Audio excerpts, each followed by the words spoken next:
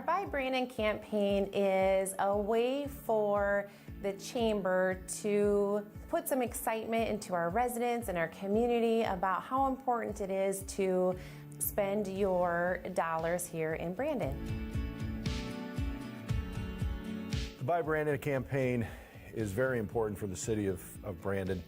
Here in South Dakota, most cities rely heavily on sales tax, much more than in other states.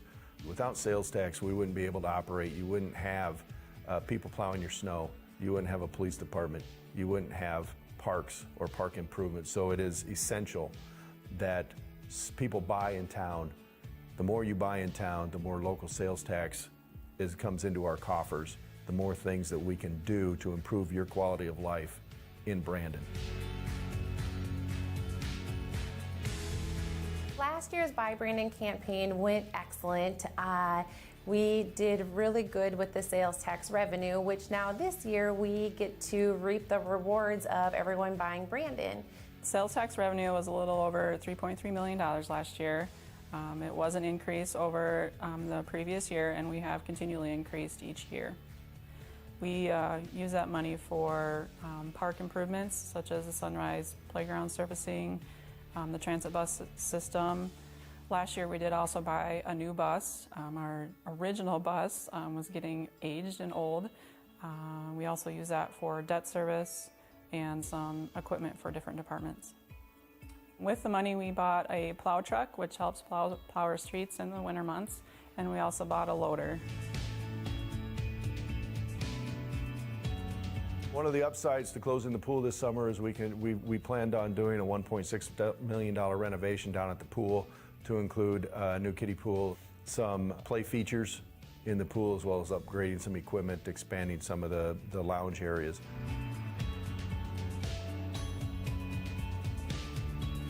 The Chamber's $5 challenge goes hand in hand with buying Brandon.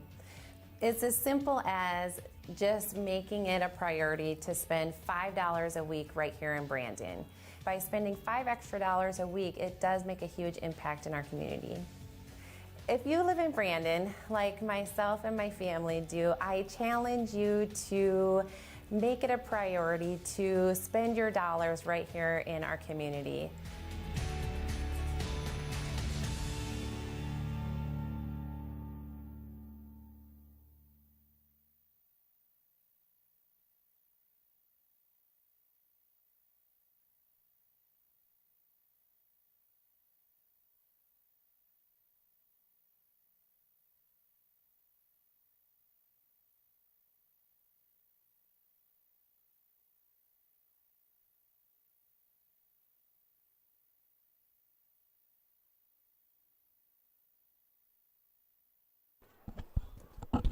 From Brandon Valley High School here in Brandon, South Dakota, it is time for Lynx football right here on Lynx TV. Good evening, everybody. Kyle Roki here, Ken McEwen by my side.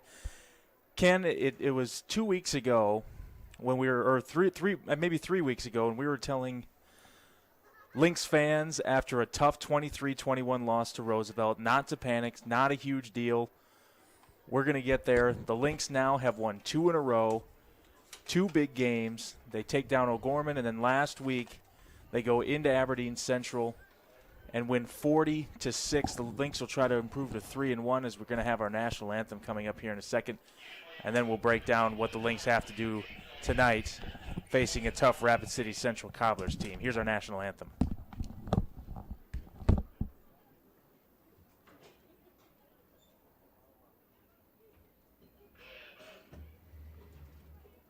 Ladies and gentlemen, the communities that make up the Brandon Valley School District would like to welcome you to Brandon Valley High School and to the 2020 homecoming football game.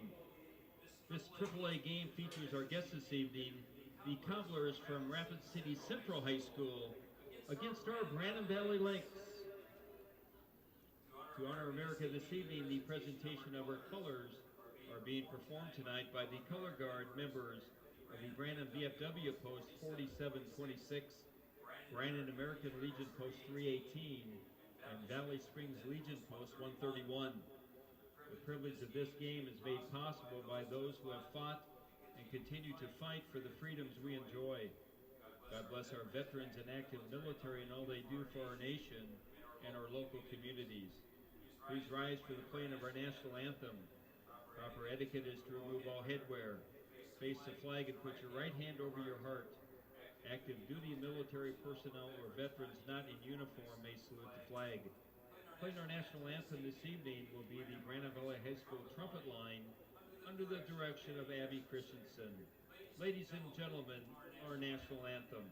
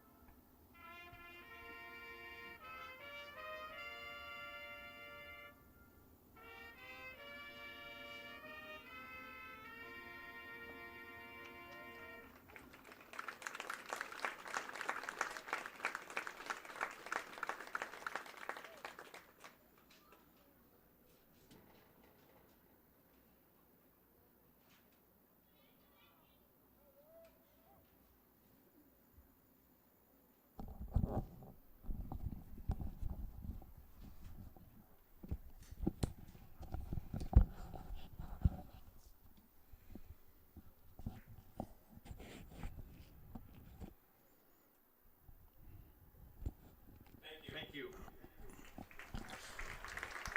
So the Lynx, who are currently ranked number 2 in the state, they get bumped back up to second, getting ready to take on Rapid City Central. The Cobblers, Lynx winning last week 40-6, and the Lynx are hoping to continue on their 2-game winning streak, Ken. Yeah, it's coming from week 1 to week 2, and that was a big win against O'Gorman, and last week's huge win on the road, the first road game against Aberdeen Central. There were big momentum boosters coming into this game. Now you're back at home. The second thing is that what do you look at when your team's 2-1 and the other team across the field is 3-0, or 0-3? You can't let your guard down at all. Right. At all. We saw last year this team, Rapid City Central, they have some pretty good athletes, especially on the offensive side of the ball. I believe number 8, he may be hurt. I don't know what we have tonight at quarterback. But Joel Colbeck tonight. No, I'm talking about for them. For Rapid City Central. They Gavin Dansby starting at quarterback for them. And so they present a 3-4 defense. A lot of teams don't go with 3-4 in South Dakota football. And they kind of run a pistol set on offense, if I remember right, where they have a tight end or a fullback swinging back and forth right behind the offensive line, right, and in a pistol formation offensively. So they present a different offense than traditional teams and somewhat of a defense. I know Roosevelt could bring a little bit of a 3-4 defense against us too.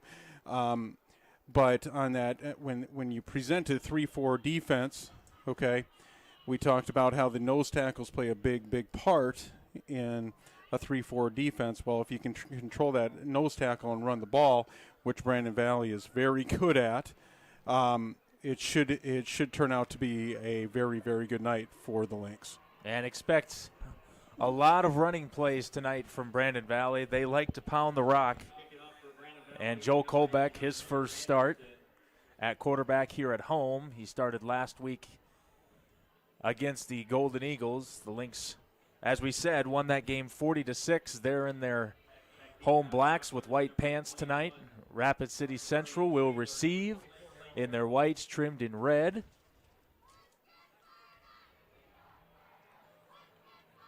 And we start the 4th week of the season as the second-ranked team in the state. And away we go.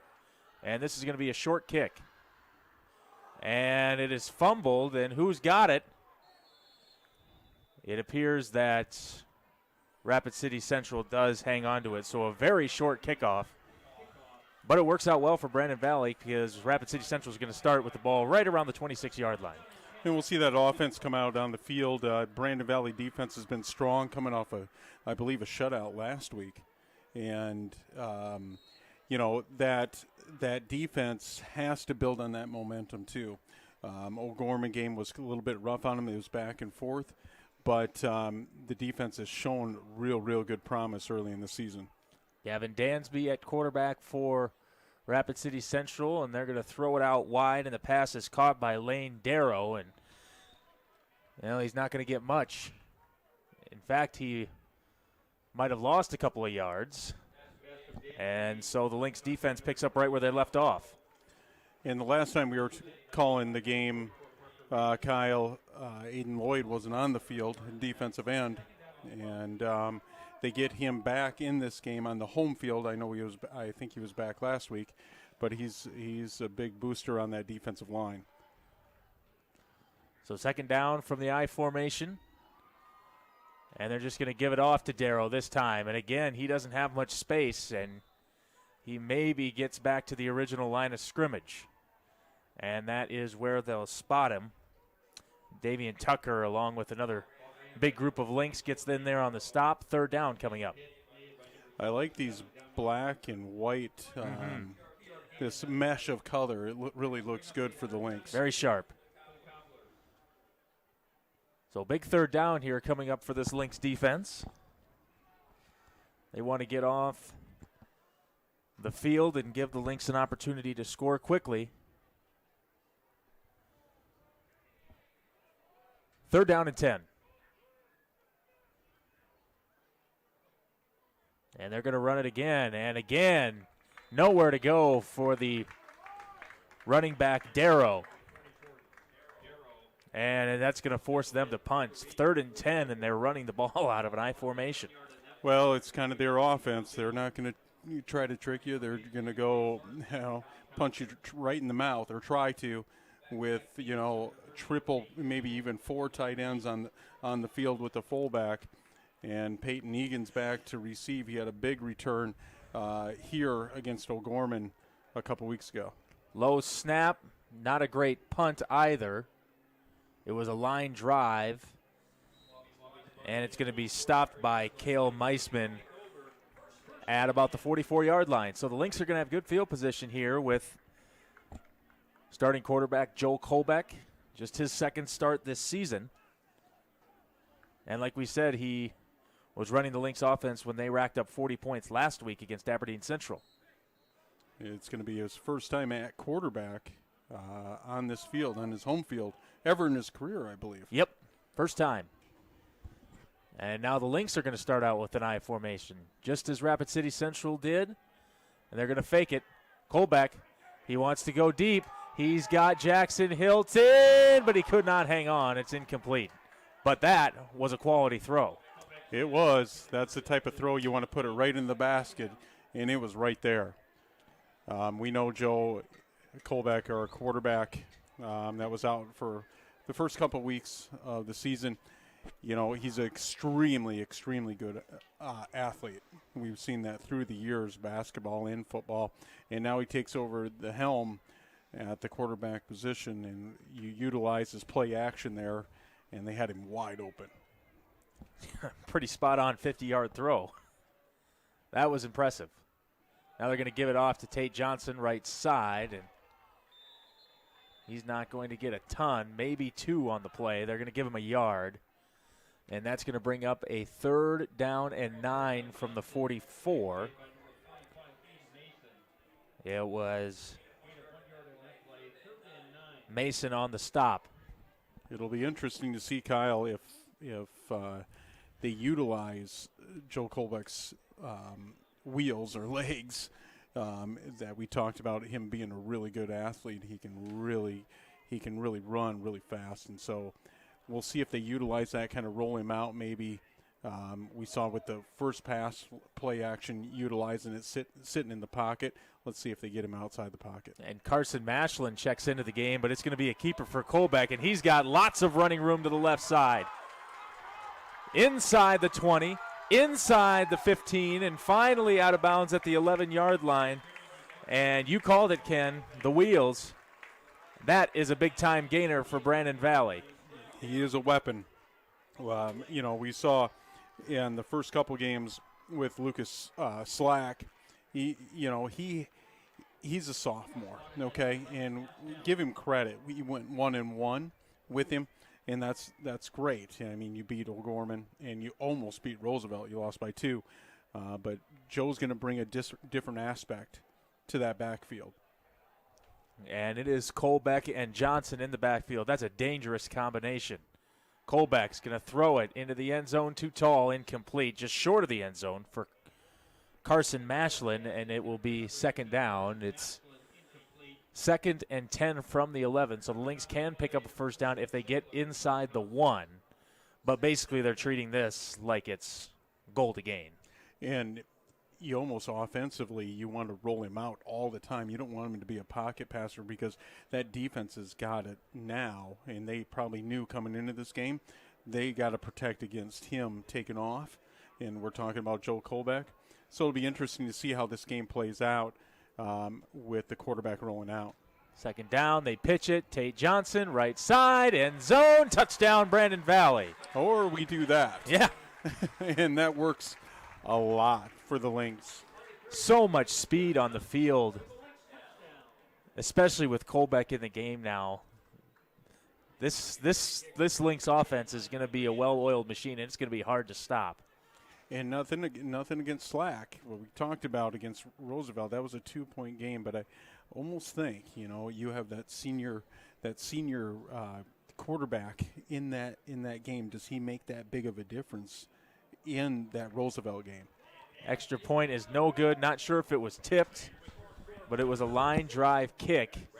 And so Brandon Valley has a 6-0 lead on a very workman quick drive that was sparked mostly by the 45-yard run from Joel Colbeck. Taking a look at the replays now. I mean, you have Tate Johnson and Joel Colbeck in your backfield, along with weapons like Peyton Carroll and Jackson Hilton. I mean, that's going to be quite the sight to see. And coming off a big victory, don't let anything down. We're up 6-0. Like I said, you're going up against a team that hasn't won a game this year. But the key is going to be your momentum throughout this ball game. You seem a little bit flat, but the offense comes out and utilizes their speed. They try to utilize Jackson Hilton on the outside with his speed. So ultimately, the Lynx, football team has a lot of speed defensively and offensively. Another short kick. This one is returned by a Marion Sailor, and he's tackled shy of the 20. So this is not a situation Rapid City Central wants to be in. They really need a drive here because we talked about, they don't really have the offense to go out there and try to come back here. They're a team that, like you said, likes to run the ball, and they do it a lot, and they'll do it when it's working and when it isn't. Well, and they have an injury. I mean, this is their backup quarterback. He's traditionally their running back, and Gavin Dansby, so we'll see what they do with him. Well, they're going to try and throw it this time, and they're going deep. And this one is going to be incomplete, intended for Micah Swallow.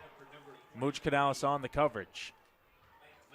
And so they traditionally they got, for the last few years they've had a really, really, I thought a really good quarterback. We Yes. called a couple games. Oh, yeah. And it's unfortunate, and he must be hurt, but we'll see what they do with their offense. They pack it in. You see this almost I don't even know what to call it. It's just a full house. Yep. We can call it offense for Rapid City Central. Lynx show blitz.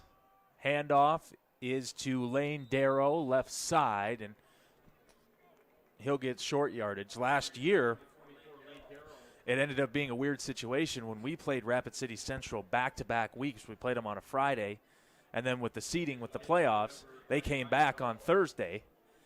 And we remember watching the game on Friday, and we were nervous Right. afterwards. But thankfully, the Lynx defense came alive in the Thursday game, and the Lynx were able to win handily. But Rapid City Central has definitely got some weapons, and they're going to have to try and use them here on 3rd and 6. Dansby, nowhere to go. He's sacked by Parker Reed.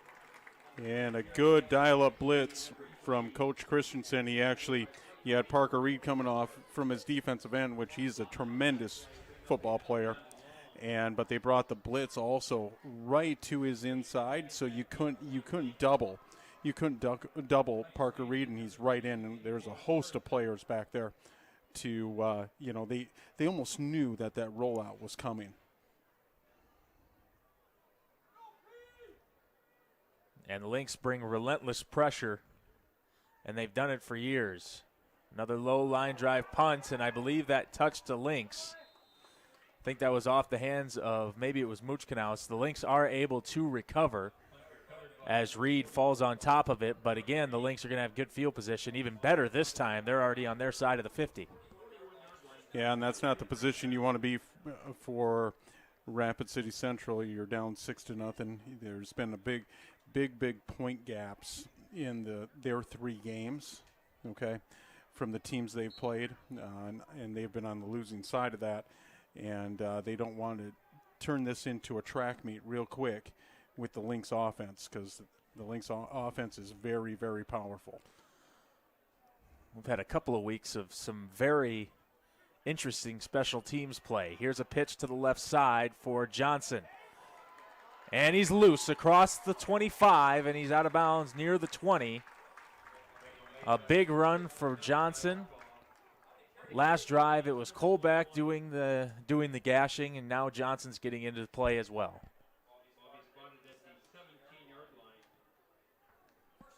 So down to the 17. That's a 24-yard run. And it's going to be 1st and 10 from the 17-yard line. Just one wide receiver at the bottom of your screen. It's Hilton. They're going to give it to Johnson again. Another nice run for Johnson inside the 10 near the 8-yard line. And that read option with Colbeck and Tate Johnson will play out this whole year. You know it will. Is that pitch that they had the play before this last one on first down. You watch, they'll fake that pitch and they'll roll Colbeck out to the right. 3 wide receiver set. All at the top of your screen. Colbeck's going to run it. Keeping it himself, and he is in for the touchdown. Wow. A thunder and lightning offense. This Lynx team might not throw past the rest of the day. Well, here's the other thing is that if the score does get a little out of hand, you're able to save. And I'm not saying that that's going to happen in this football game. There's 5:49 to go in the first quarter. Mm-hmm. But if it does happen, you're going to be able to limit the carries for like a Tate Johnson. Yep. This is the type of game where you may be able to do that, so he doesn't get a lot of carries to save him for the rest of the season. Looks like they're going to go for 2. Yep, going to go for the 2-point conversion here. After they missed the extra point, Vigans is in the backfield with Johnson and Colbeck. They fake it to him. They're going to throw it out, and Vigans could not catch it. It was near his feet. And so it will stay at 12-0, Brandon Valley. And that's just not a good throw. I mean, you know, when you're rolling out, I know it's tough rolling out that way, but sometimes you could tell he could have threw it way earlier. Okay, in that while he was getting out to the flats, he kind of held on to it, questioned a little bit. Joe seems like he has a really strong arm, and sometimes when you have a really strong arm, you know this coming from baseball. Right. Sometimes you try to let up a little bit, and then your accuracy goes way out of whack. Yep. And so that's what we saw there. So 12-0, the Lynx are leading. We'll talk about our sponsors a little bit as the game goes on, but we would like to thank several of them: Avera Medical Group, McGreevy in Brandon, along with Sanford Clinic Family Medicine. And these guys are the reason that we're able to bring you this broadcast today here on Homecoming. And Lynx feel right at home. Short kick from the 20. Returned by Amarian Saylor again, and he's across the 25. Maybe he stopped right around there. So back comes the Rapid City Central's offense. Midway through the first quarter. And they haven't picked up a first down as of yet. This will be their third possession.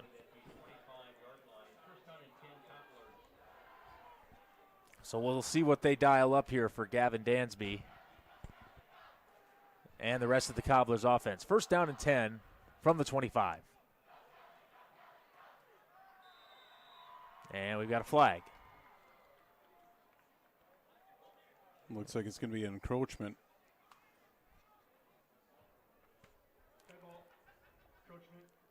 Yep. So somebody must have jumped. And he immediately comes out of the game. Isaac Johnson checking in. So it'll be 1st and 5 now.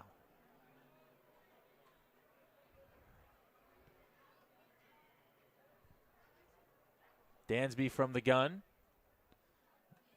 And they're going to give it off. And a good-looking run. And the ball's on the ground. Yeah, the ball came loose. So it was a good run on first down for Lane Darrow, but depending on where they picked up the ball and who picked up the ball, and they're going to say it's going to stay with the Cobblers, and it'll be a first down. And you see a lot of rotation on the defensive line, and I like that from the Lynx. If you can go 6 to 7 deep on your defensive line, you know you got something special. We see a couple new faces on there is Dahl at defensive end and Johnson at defensive tackle. Cobblers moving the sticks for the first time today. Dansby's going to keep this one, and he is maybe going to get 3 to the 38-yard line. It was Isaac Johnson at the bottom of that pile, and they'll give him 2. Bring up 2nd and 8. I just like the feel of this Lynx team for some, you Mm-hmm. know, you could, it's kind of cliche-ish, but you could say it because they're the number 2 ranked team in the state and the biggest class, but for some reason I like the feel. Yeah. It seems like a championship team to me. It really does. Yeah, they're going to be in it all the way till the end, you'd think. And they got to get the bad taste out of their mouth after last year. Dansby's going to keep it.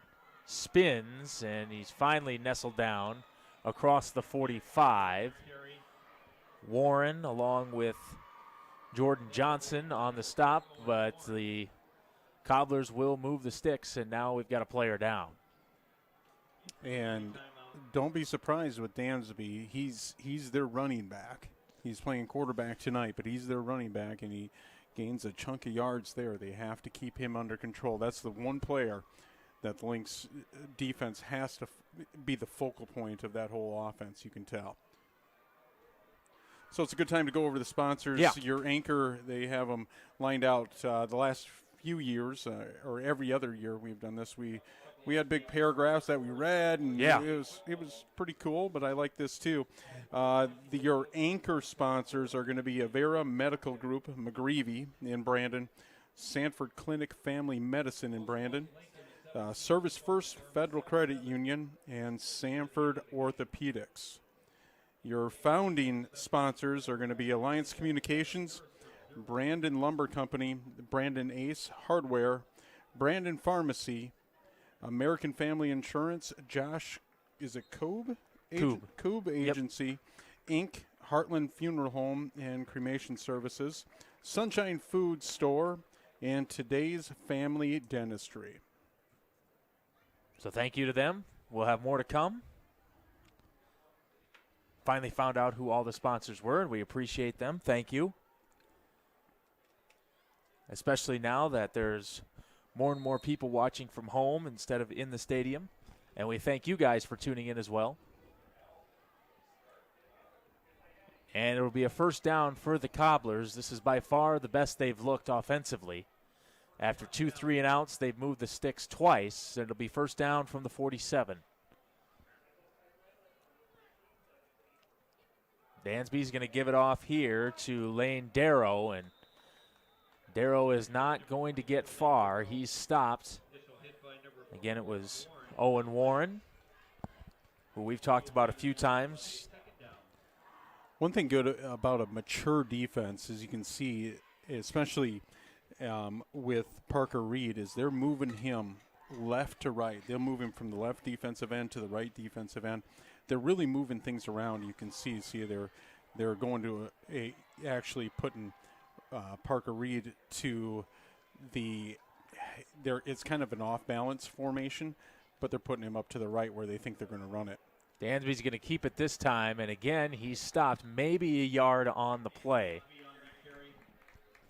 Give him maybe a foot.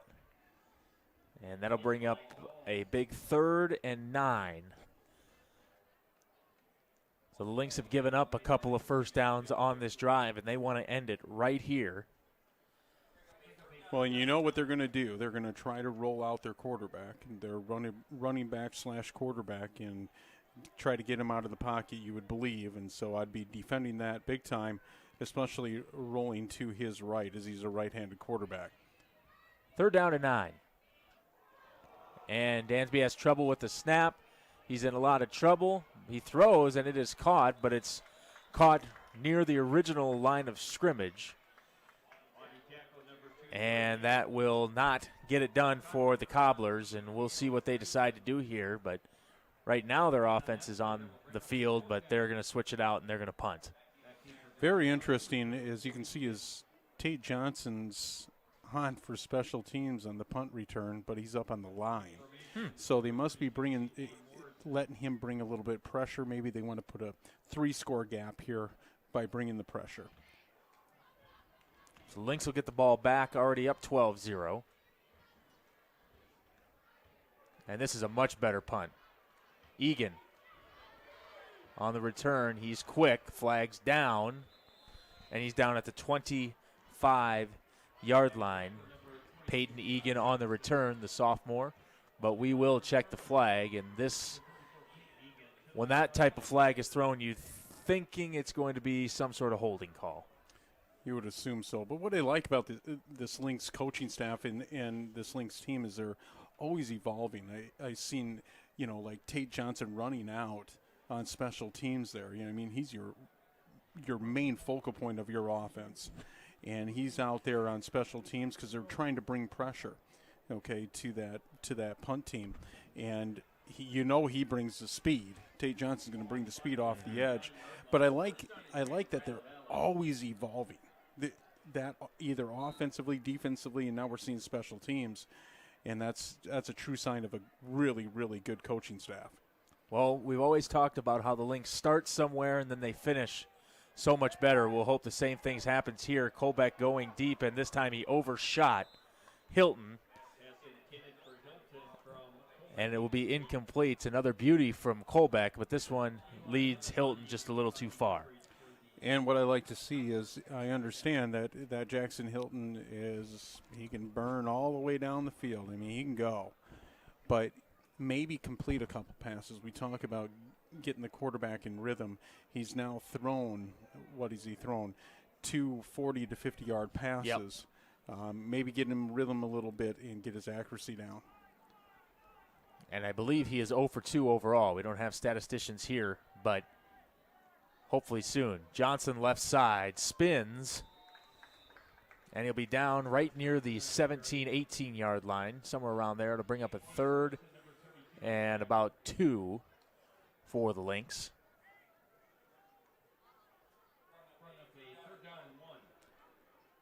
And we'll see what they dial up here, if they decide to let Colbeck hold on to this thing or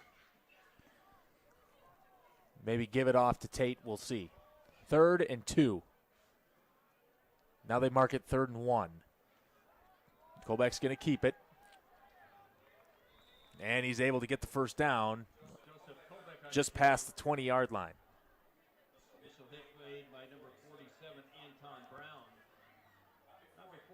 So the Lynx they've went deep twice, as we've said, but they can really lull you to sleep with a nice sustained drive here. I mean, that would be just a big blow to Rapid City Central. And I by no means that that they shouldn't take shots down the field, but really to get him in rhythm, you really need. It seems like they need to get a short pass here or something and bring everything across the middle.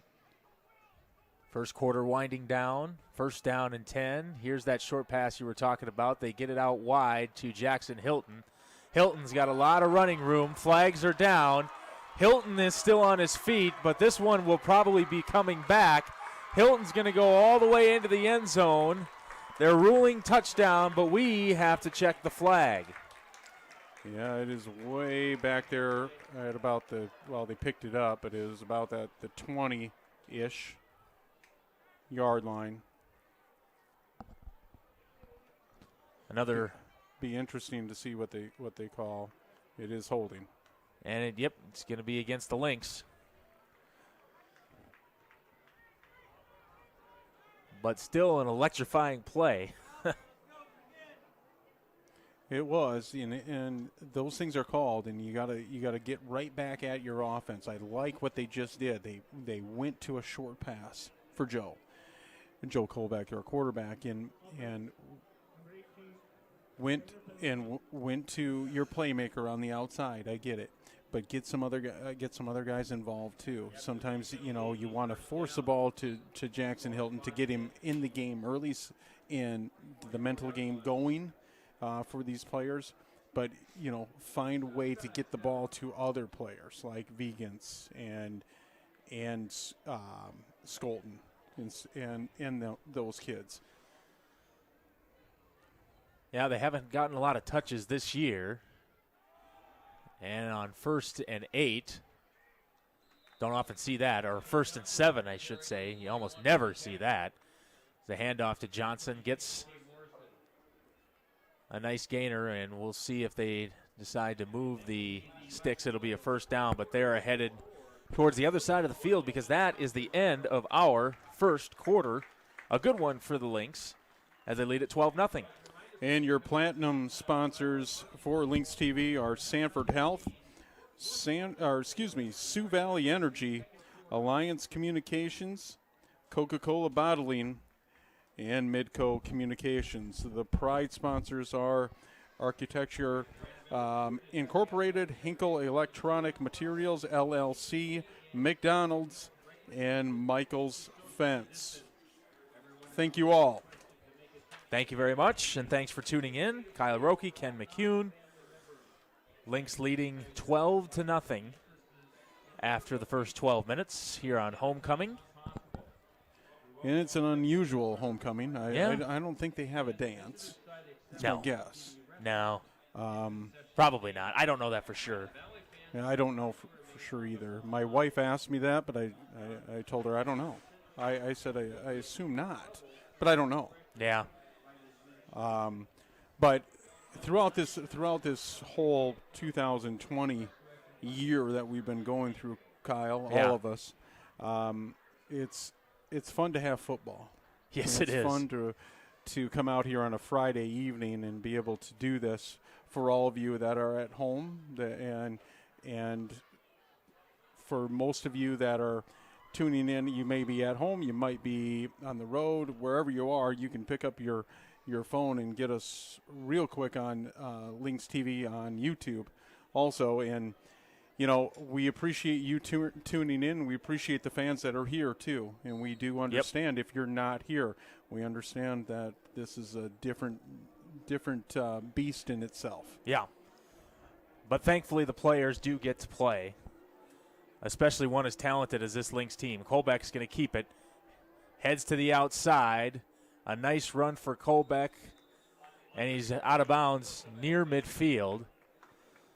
They'll move the sticks again for a first down. We'll see where they spot the football. It'll be right near the 48-yard line. Well, we know the running game works. With those two in the backfield, we know it.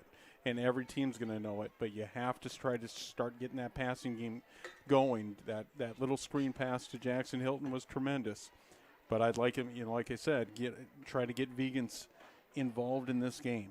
And up the middle, up that seam, he's going to be wide open. Here is Johnson.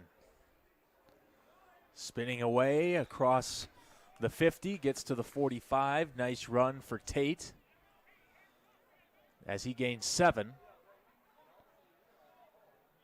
I think this would be I think right here, Ken, would be a good opportunity to get a throw in for Mr. Colbeck. Yeah, and this is where you can take a shot. You know, you can take a shot, or you can dump it off, whatever. Like we talked about, there's so many weapons for this Lynx team. It's hard, you know, for Joe to distribute the ball, but just get him the ball. Johnson, right side, pushes away one cobbler, gets across the 35. And down to near the 33. And another big chunk for this Lynx offense. And it's always a good thing. You can just hand it off to him, and he's going to get you usually a big chunk of yards. And Tate Johnson. Now, I did hear, or maybe I seen on Twitter, that Tate Johnson committed to Augustana, I believe. Yes, he did. Football, so congratulations to him. Yeah. Close to home. Colbeck looked like a busted play. He's going to keep it. And he heads to the 20. This is a really good-looking drive that started, I believe, back at the 11-yard line for the Lynx. And that's the type of athlete he is fumbled snap, and he picks it up and he gains, 14 yards there. Yeah. Just on his speed alone and his awareness.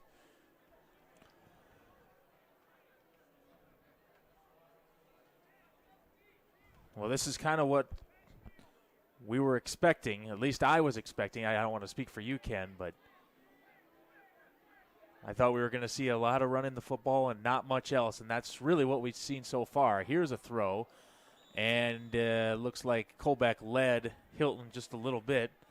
So it's going to take some time back there. But that's what Joe needs to do. That's a perfect pass. That's actually on Jackson Hilton there. He needs to come forward. He was backing up too much, and Colbeck needs to lead him. You never want to put it behind that receiver or even right on that receiver. You want to lead him into that flat pass, and that was actually a really good throw by Joe Colbeck. So he is 0 for 3. He threw a touchdown pass, to be fair, but a holding penalty brought it back. So now 2nd and 10. Colbeck's in trouble. He's going to run it to the right side inside the 20. And he's going to be getting a first down, and it's going to be 1st and goal for the Lynx. Inside the 10-yard line. The Lynx are knocking on the door again. And so what this will do, Kyle, is moving forward, and we don't want to look past this game, and we're not. But I always, as a coach, always look at what am I going to plan to stop Joe Colbeck in the future, okay? As other teams look at tape, or they may be scouting this team, or, out here, or whatever's happening. And so it's going to be hard because you're going to have to keep a linebacker at home to spy him all the time. 1st and goal. Colbeck's going to keep it, and he's not going to get much this time. Good defensive play. Fullback on the carry. Stopped by T.J. Morrison, a senior linebacker. Dansby, number 4. And it will be 2nd and goal now, maybe a couple of yards on the play.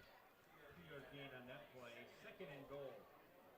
And we'll see if the Lynx decide to give this one back to Tate Johnson.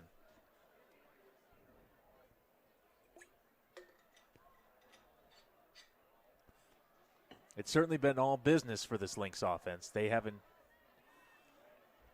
been too cute. They just,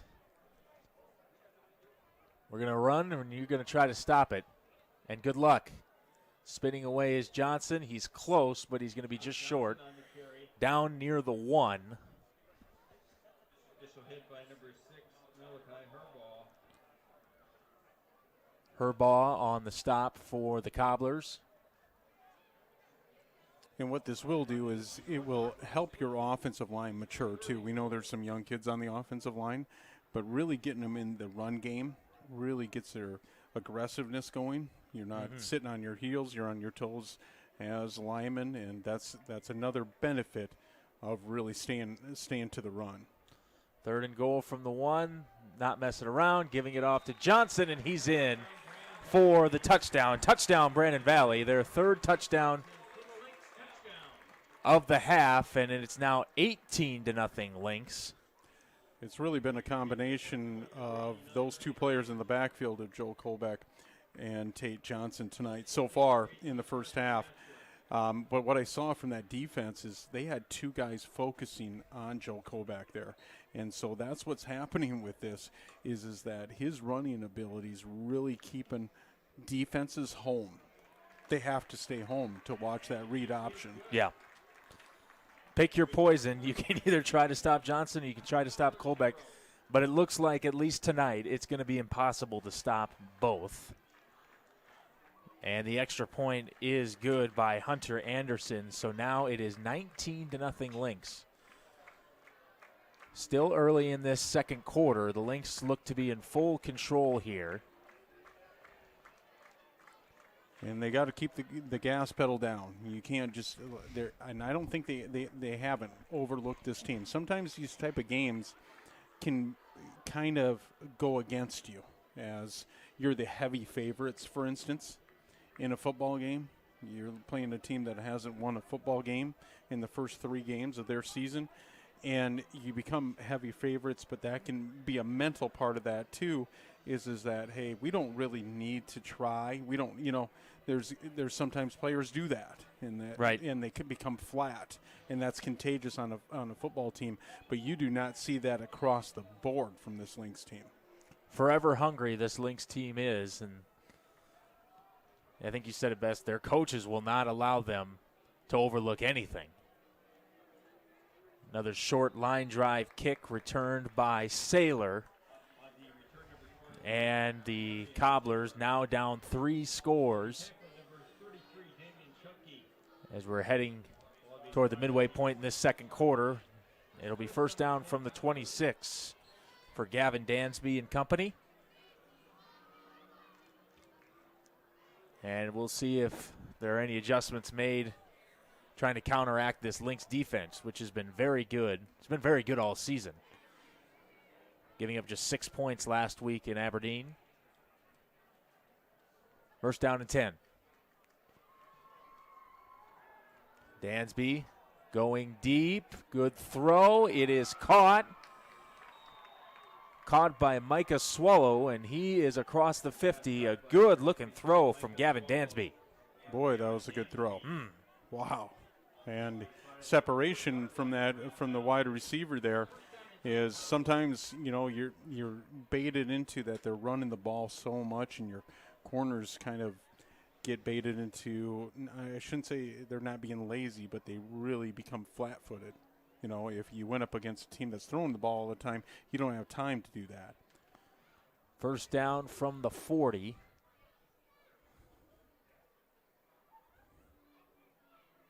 I believe this is the first time Rapid City Central has been across the 50. And they're going to hand it off this time, and a nice-looking run by Lane Darrow, and he is going to push across the 35, and he's down near the 31. So this is turning into a pretty good-looking drive for the Cobblers, trying to stay in this game. Yeah, one thing I've noticed what they're trying to do is they're trying to run it away from Parker Reed. That's what they're trying to do now, and deserving so. They probably should, but that's a good job by their coaching staff is that. But they can't become one-dimensional either. The Cobblers, they just can't, but it's going to be hard to run his way. First down from the 31. I formation with Dansby. They're going to give it off to him again, and he heads to the left side, cuts, and he is inside the 10-yard line. A good run for Lane Darrow, who's finally finding some space in this Lynx defense after he'd been bottled up most of the first half.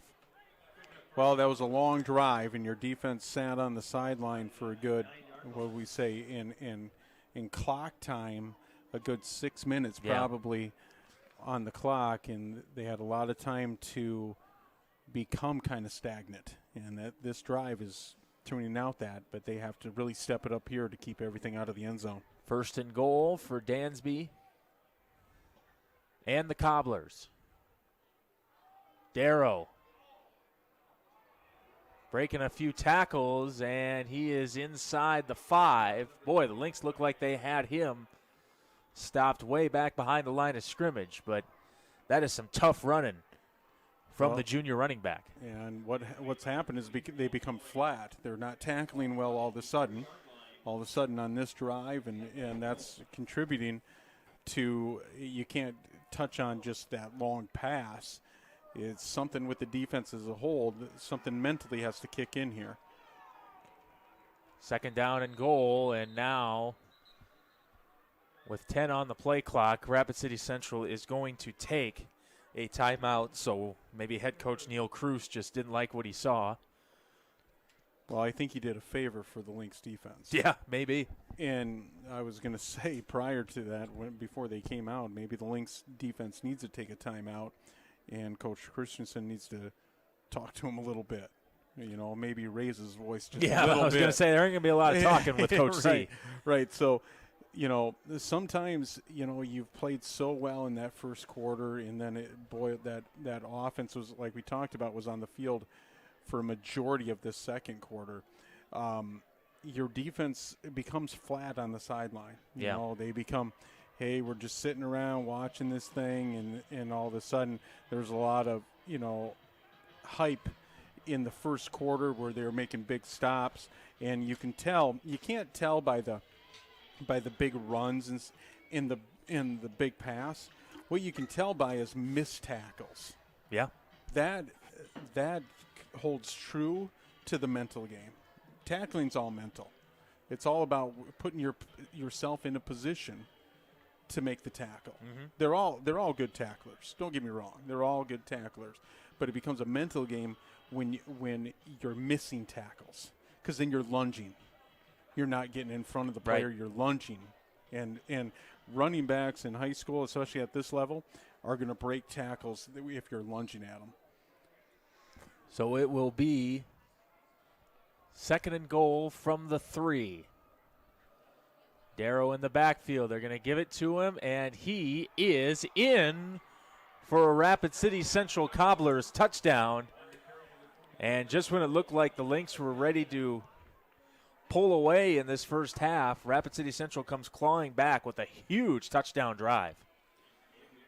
Yeah, and you just don't know. You just don't know if they found something, but they couldn't find that much. The Lynx defense is really good, and I'm not saying the Cobblers' offense is not good, but through the first quarter, they couldn't barely gain 5 yards. And then all of a sudden, now you've gained a good 80 yards.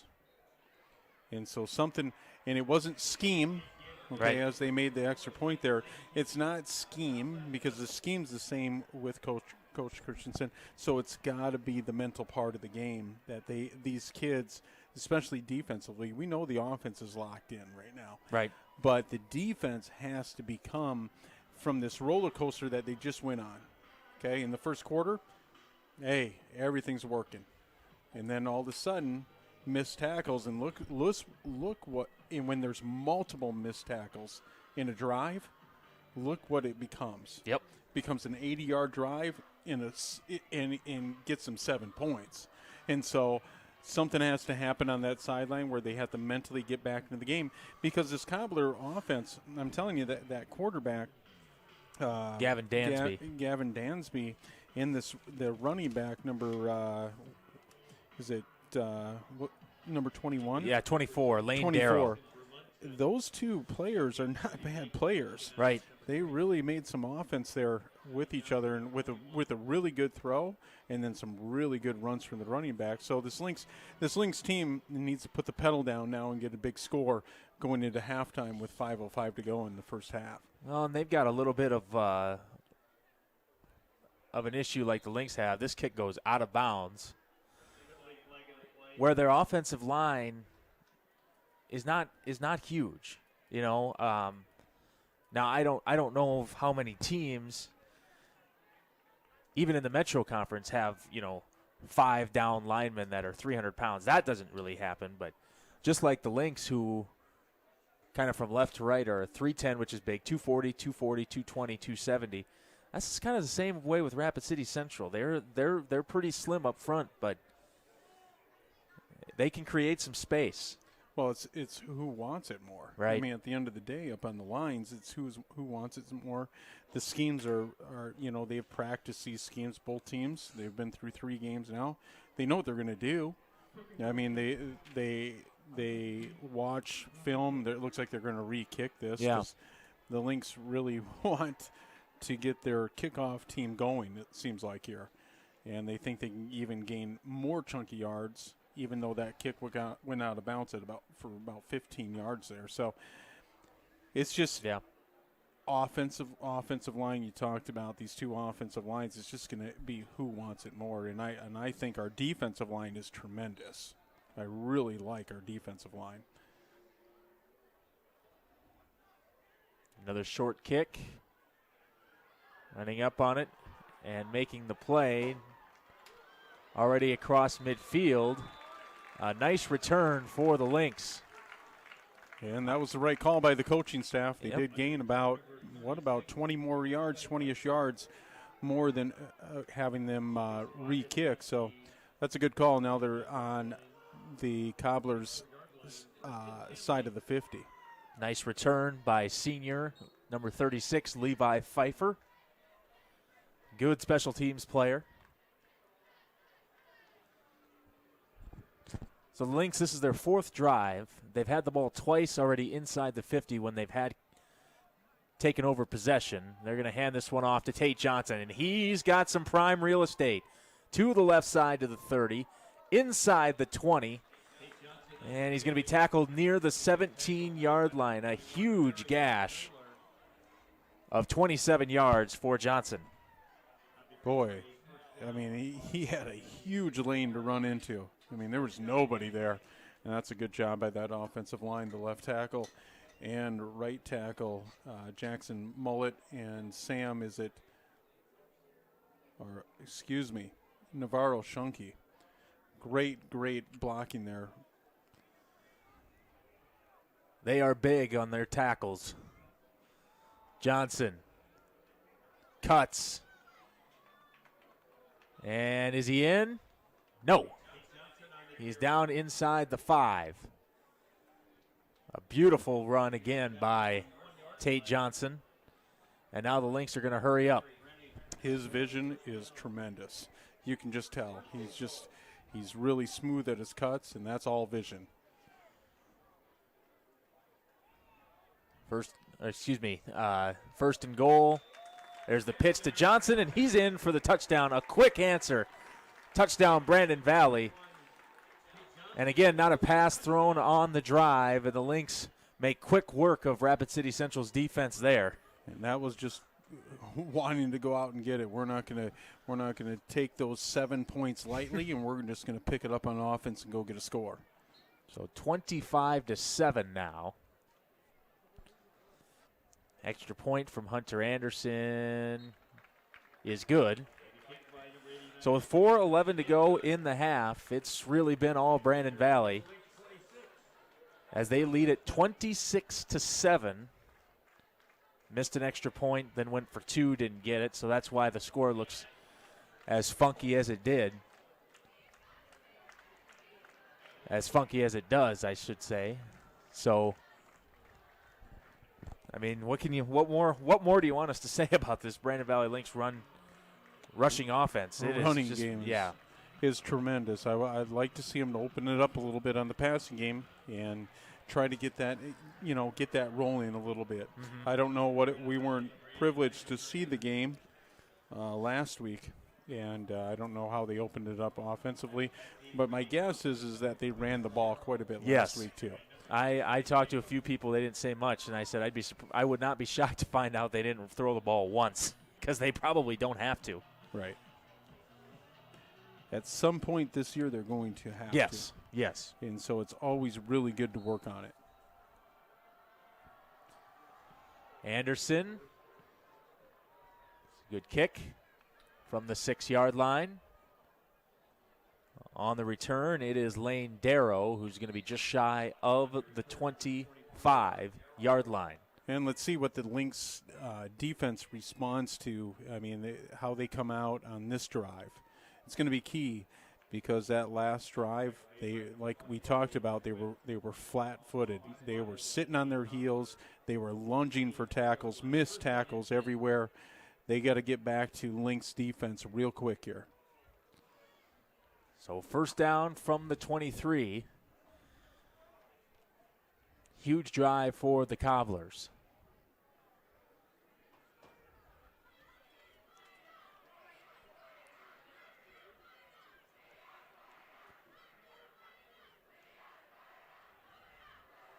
I'm going to give it off to Darrow.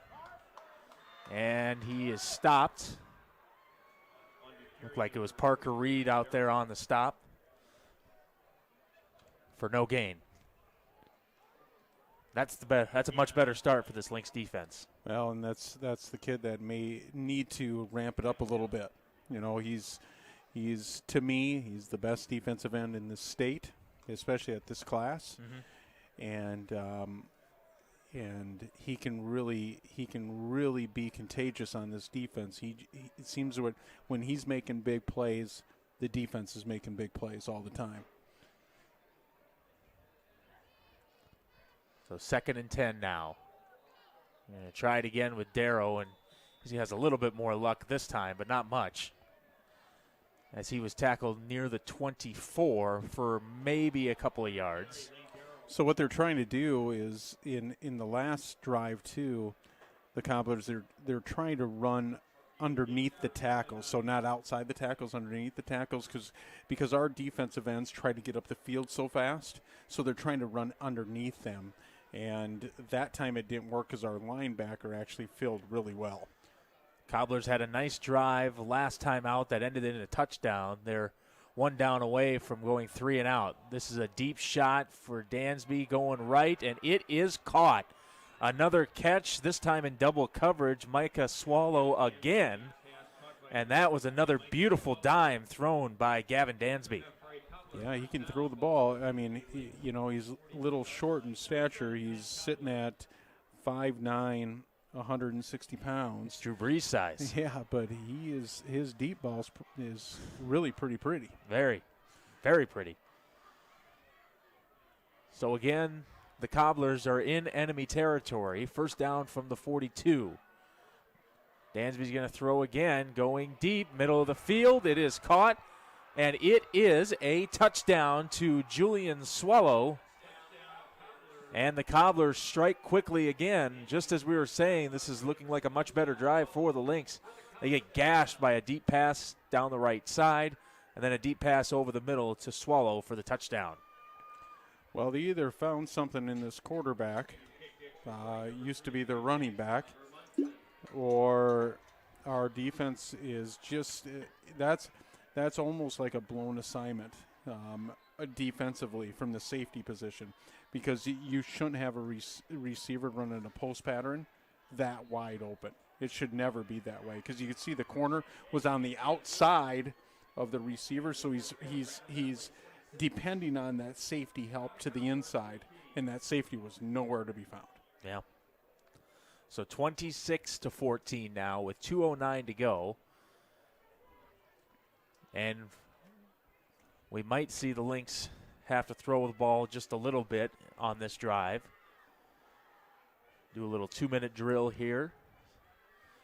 See if the Lynx can get either into field goal range or get into the end zone one more time. They do get the ball to start the second half. So 300. We were getting scores here, but I just got an update. Hold on one second. Okay, 12-7, Harrisburg. Harrisburg's becoming a really big force. Yeah. In AAA. That's a team to watch out for. But 360 people are currently watching as of 3 minutes ago on Lynx YouTube, our Lynx TV channel. Not sure if that was an onside attempt, but it will give the Lynx the ball at the 43-yard line. So speaking back to Harrisburg, they've really, they jumped into this class, and they jumped in just like Brandon Valley has jumped in a few years ago when AAA was formed. But there's some really good athletes over there. They have a tremendous quarterback. They're going to be forced coming into the second half of the season and into the playoffs. Yeah, I think they're in the top 5. Are they not? Yeah, they are. Yeah. I think they're sitting at number 3 or 4. Yep, that's what I remember. Here's Colbeck with 2 minutes to go here in the half. And he's going to be at close to midfield, just shy of it. And a gain of 6 brings up 2nd and 4. Lynx with all 3 timeouts. So you want to get a score going into halftime. You don't want to go into halftime giving up a score. You want to play that side of the football offensively. You got to go get points here. So 2nd and 4. Colbeck going to run it again, and he's going to get the first down, or if not, he's going to be very close. And the Lynx are going to take a timeout. So it doesn't look like they're going to give them the first down. They're going to be about a yard short. Yep.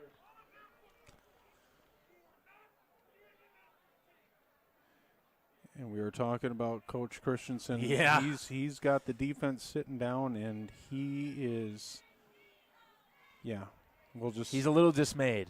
I don't know if you can see it on your screen, but that's something this defense needs, because all of a sudden this second quarter has been a tale of two sides. I mean, to be honest with you, defensively, the defense looked like the best defense in the state in the first quarter, and then the second quarter they looked like they didn't even belong on the football field. So, and that's what good coaching staffs do. They need to reel them back in. Yep. They need to reel them and reset them, and hopefully at halftime that resets everything. And Coach Christensen's doing the right thing right now, is making sure that they're on top of their game.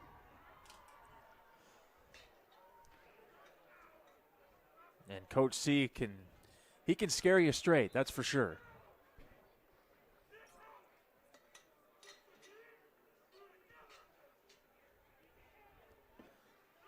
So it'll be 3rd down and 1 for the Lynx.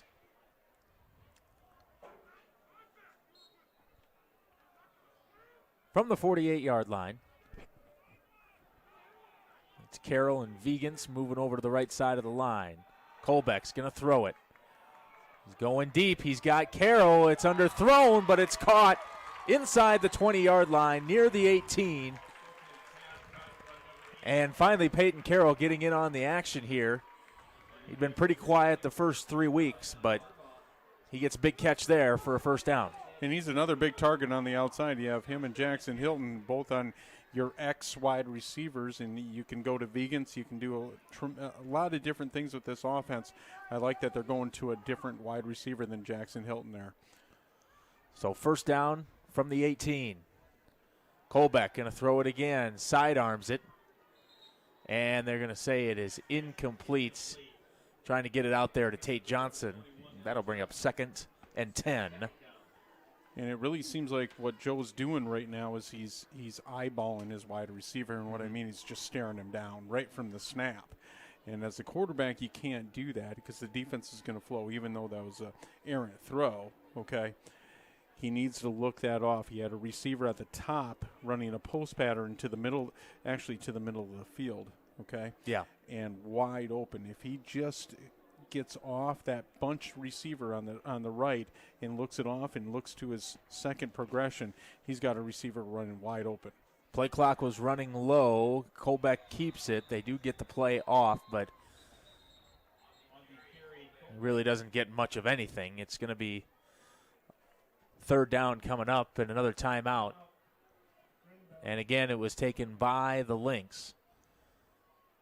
So the Lynx are at the 18-yard line. It's third down. From here, it would be a 35-yard field goal. So you'd think that the Lynx are definitely pushing to get some more yardage. And with one timeout left and 48 seconds to go, you don't have a ton of options. No, you don't. And 48 seconds, like you said, Kyle, the one timeout remaining, you know, it sits at third down. It's four-down territory, I believe, because the Cobblers are in this football game. It's only a two-score game at this point. Yep. In the way the offense, where their passing attack all of a sudden appeared in this football game with a little bit of a running game, and that team's fighting. They're going to fight. They want their first victory. So the Lynx need to put points on this board here going into halftime. And they gave Colbeck maybe 2 yards on the play, so they'll bring up a 3rd and 8. See what the Cobbler defense does here. We'll see what the Lynx offense decides to do, because I don't know if running the football is completely out of the question here with how good it's been. You never know with this team. You have one timeout remaining. We'll see what they do. 3rd down and 8. Colbeck's going to throw. Throws into the end zone. It is caught. And it's a touchdown for Brandon Valley. And I love Joel Colbeck on the roll, on the run. You know, it seems like he throws the ball better. It's just that if you're not a traditional pocket passer, don't force your quarterback to be a traditional pocket passer. Roll him out, especially with his wheels. The defense has got to play him for the run, but that was just a bullet into Jackson Hilton into the end zone. A great throw from Colbeck. Hilton had a touchdown brought back via penalty earlier in the game, but he gets into the end zone this time. Joe Colbeck's first touchdown pass here thrown at home. And the Lynx put up 33 in the first half. A huge offensive explosion. And so you got a 33-14 ball game. We'll see what the Cobblers come out with. They have 2 timeouts remaining with 43 seconds to go in the first half. I really like the Lynx offense is running on all cylinders. Yep. I mean, except for a couple penalties that have brought them back, it's really been all Lynx offense. The defense needs to respond to their coach here and show their identity. You know, that they can actually fight through adversity defensively and gain that momentum that they had in the first quarter back, especially going into halftime here. Yeah. And coming out of halftime. And we'll see what the Cobblers decide to do here. They do have 2 timeouts. Another good kick by Anderson. On the return, Lane Darrow, who's found some openings in this Lynx defense, but could not find many on special teams. He's tackled near the 18-yard line. See where they officially spot it, and we'll see again, as I said, what the Cobblers want to try to do here. If they don't have very much time to do much of anything, and the kicking game has been spotty for both teams so far in this one.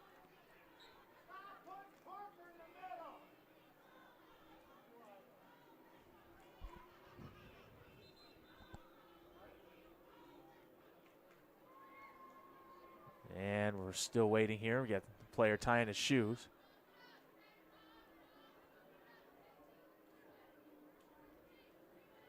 So in the background, I think we hear sprint cars. Yeah, They're pretty loud. they are loud. They couldn't have waited till the end of the game. They couldn't have waited till halftime. Yeah, I drove by old, I don't know what it's called anymore, formerly Houston's. There are plenty of people excited about that. Darryl, left side, and I think that is how we are going to end the half here, as both teams will finish. Actually, I don't think either team is quite satisfied with their half. Rapid City Central being down by 19, Brandon Valley giving up touchdowns on back-to-back drives, but the Lynx offense has looked strong.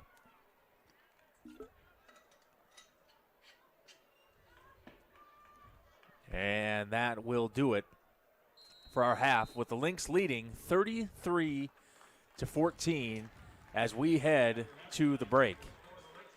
And the Lynx Marching Band will be coming out here at halftime. We're going to bring it to you live like we always do.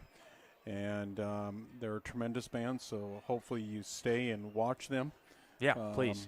At halftime here. And like Kyle said, Lynx are going to go into halftime with a 19-point lead, and that's somewhat of a cushion, but you can't take it away from the Cobblers. They really put up a good second quarter offensively. So we'll be back in just a couple moments, and like I said, the Lynx Marching Band, they'll be on the field here in just a moment.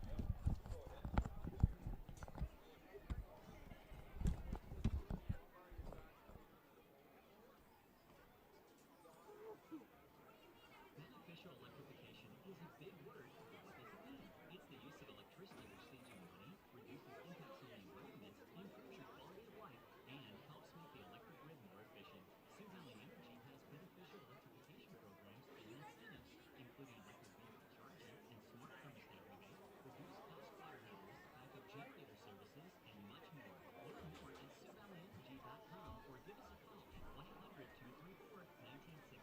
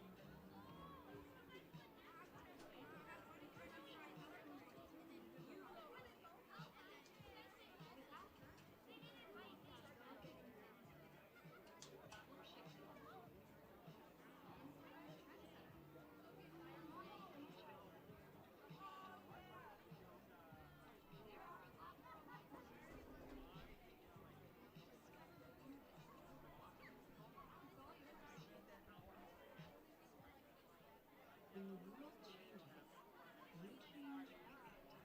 By embracing new rhythms, redefining connection, and taking loss for granted, you push through the uncertainty. And at every point along the way, we stand with you. Because even when your world looks different, our commitment to your care stays the same. Sanford Health. Health lives here. Ladies and gentlemen, the Brandon Valley Marching Lynx are proud to present their 2020 production, Worth Fighting For. The members of the Marching Lynx take the battlefield to conquer life's most difficult challenges.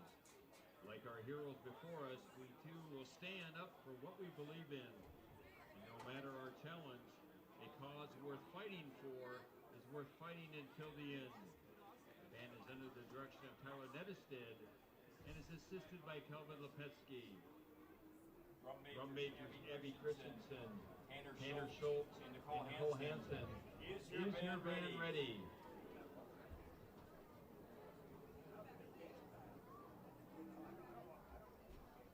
Brandon Valley Marching Links, you may now take the field in exhibition.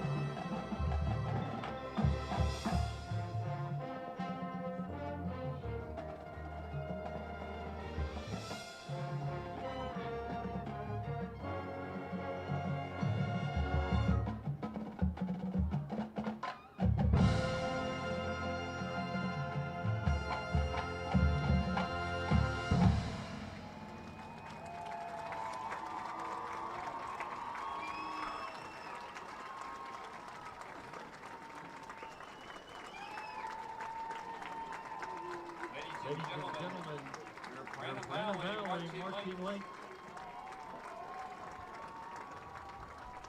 Their competitive season is set to start on September 26th at the Big C Review. You can stay up to date with the latest band news by checking out the Brandon Valley Band's Facebook page. The band would like to send their sincere thanks to the many people that helped our program, including all the staff, parents, equipment crew, Band Parents Association, faculty, and administration.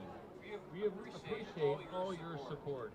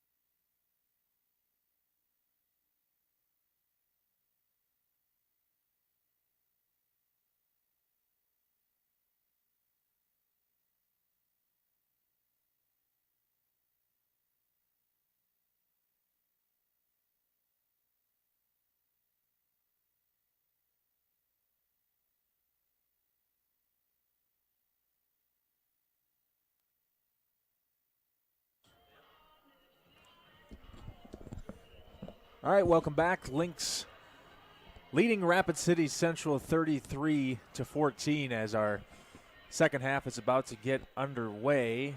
We'll talk about the game a little bit. Do you have any scores over there, Ken, that you want to? Yeah, Washington was up on, I believe it's 24-7, but they were ahead. I didn't get who they were playing. Roosevelt won tonight, 35-0, I believe, over Aberdeen Central. And the game of the night, my belief, was Lincoln against O'Gorman, and I believe Lincoln beat O'Gorman 17-7. So Lincoln right now is hot. They came off that big win last week against Washington, where I think they shut them out, Lincoln. And so, you know, they're going to be a force too. So if you look at the battle of the AAA right now, you got Roosevelt sitting 1, Brandon Valley 2, and then you're going to who's going to take that third spot, either Harrisburg or Lincoln right now looks like. Yep. So and then whoever doesn't take that third spot is basically about in the same boat as the number 3 seed. So you can flip a coin on those two teams, Harrisburg and Lincoln, and then you have Washington after that. And really, I thought O'Gorman, to be honest with you, Kyle, was in the same, you know, I never say the same league, but the same, you know, the same distance between each other as Roosevelt and Brandon Valley. But it's really held true the last 2 games for O'Gorman. They lost to Brandon Valley, and now they've lost to Lincoln. So Harrisburg, we talked about a little bit in the first half. They're jumping into that mix real quick. Yep. Yeah, we'll see. And Rapid City Central tried to jump in the mix because they scored back-to-back touchdowns on back-to-back possessions right as the half was coming to an end. But the Lynx putting up a big first half offensively, almost all on the ground. They put up 33 points. They got good field position a couple times, a couple of long sustained drives as well. But that Lynx defense showed some holes there late in the second quarter. And what do we got to do to patch them up? It's a mental game. That's really what it is. At the end of the day, I trust in our defensive coaching staff, Coach Christensen and his staff on the defensive side of the ball. They're one of the best, if not the best, defensive staff in AAA in South Dakota here. And it's about they're going to put them at the right position. Now you got to go perform. Right. You can't be flat. You can't be flat-footed. And it seemed like after that big drive that ended the first quarter and took about 5 to 6 minutes. And remember, Kyle, you said, man, this is what they need, you know, as an offense, in which they did need. They needed to gain some chunky yards and gain some clock. It really seemed like it hurt the defense, because now the defense sat on the sideline for, 6 minutes. Let's just say 6 minutes. Well, probably a good 20 minutes to half an hour on that sideline. Yep. Just sitting there and watching. And all of a sudden, it's kind of like in your feet, okay? You got a really big arch, okay? And that's where the speed comes from right. your arch. It became that arch in your foot just went flat. I have flat feet, so I know exactly what you're talking about. It went to flat feet, and they really played on their heels instead of playing on your toes. As a coaching staff, as a defensive coaching staff, you want your defense always on their toes. You always teach them to play on their toes instead of playing on their heels, and that's what they did. And that's just mentally, and you can really tell, Kyle. What we talked about in the first half is you can tell when it's a mental game when there's a ton of missed tackles, when they're lunging, they're leaping in, they're not in position to make the tackle. That means that they're a step late, and that means you're flat. You're really flat at that time. So hopefully at halftime they readjusted that, got their mentality back. It's going to bring the Lynx offense back on the board, and hopefully we can put a 4-score gap to this football game with a big drive from the Lynx offense here to start the second half. Well, it's been an interesting day kicking the ball for Rapid City Central, and they're going to squib kick this one, and it's going to be picked up by Tate Johnson. And again, the Lynx are going to have good field position because Johnson is all the way across the 40, and he's down near the 43-yard line. So it's been a good day so far for the Lynx offense. It's been a good day running the ball for Johnson. It's been a good day running the ball for Joe Kolbeck. And now he's completed a couple of passes in a row right before the half, including a touchdown pass to Jackson Hilton. So like you said, we weren't even sure if they were going to throw the ball again, considering they'd done so well on the ground, but they did end up throwing again, and Kolbeck's looking a little more comfortable back there. Well, let's see if they open it up again with the play action here. And they will. Kolbeck's in some trouble. Looking for some space, gets to midfield, and they'll maybe give him 5 or 6 yards on that one. So they wanted to go deep, but Kolbeck got into some trouble, had some pressure, and he ends up taking it himself. Well, and he could have dropped the ball off to his number 2 option in Peyton Carroll, and it seems like the maturity of Joe Kolbeck at the quarterback position, he really needs to get off his number 1 receiver and go to a second receiver, because that receiver's running wide open. From the 49 of Rapid City Central, Kolbeck throws to the right side, and it is caught. That is a good throw, and the catch was made by Peyton Carroll. So 2 catches today for Peyton. Because what defenses are going to do, and they're going to do it all year, is they're going to focus on Jackson Hilton in the pass game.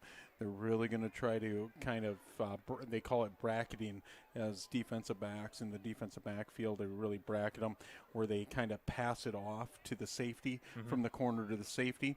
And so that's a true bracket, and that's probably what they're doing with Jackson here. So you got to really look at your second option in the passing game, and so far Peyton's been that. So first down, they're going to pitch it out wide to Johnson, who's got some running room across the 35, and another first down for the Lynx offense, picking up right where they left off in the first half. Moving like a well-oiled machine.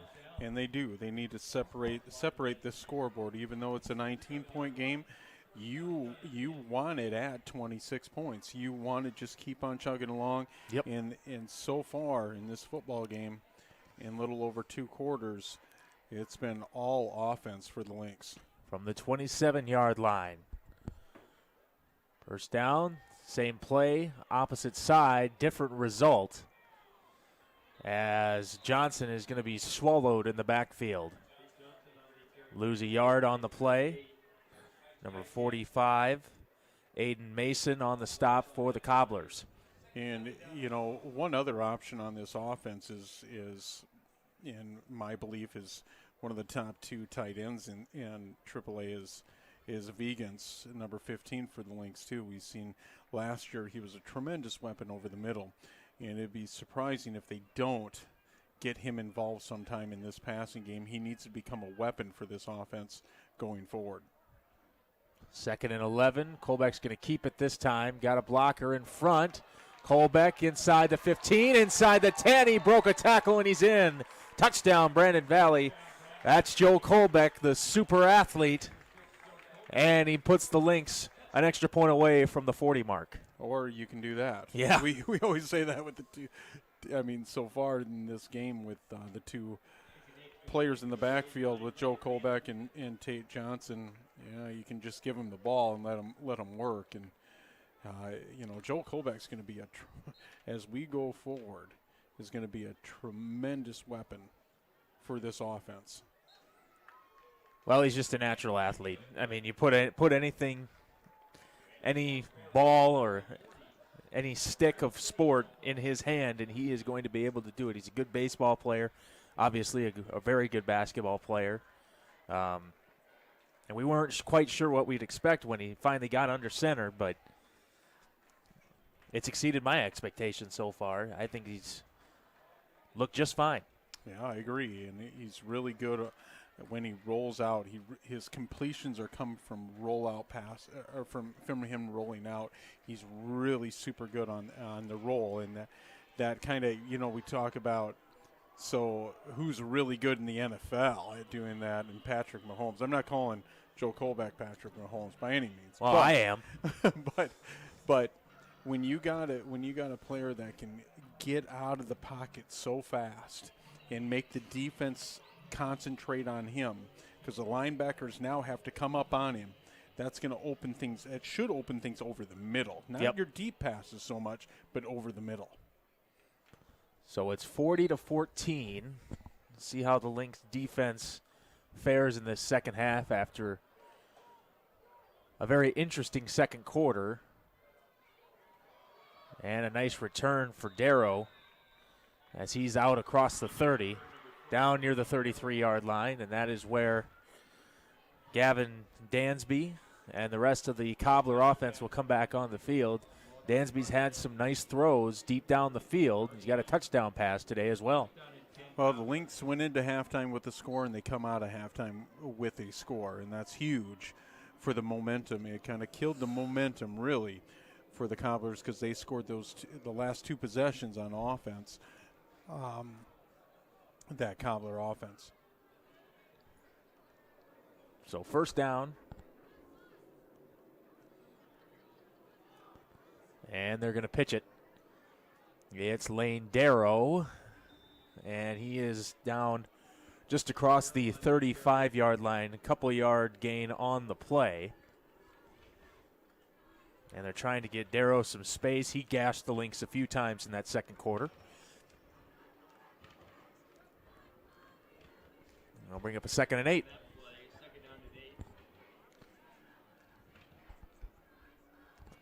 I don't think anything that Rapid City Central has done has really surprised Brandon Valley.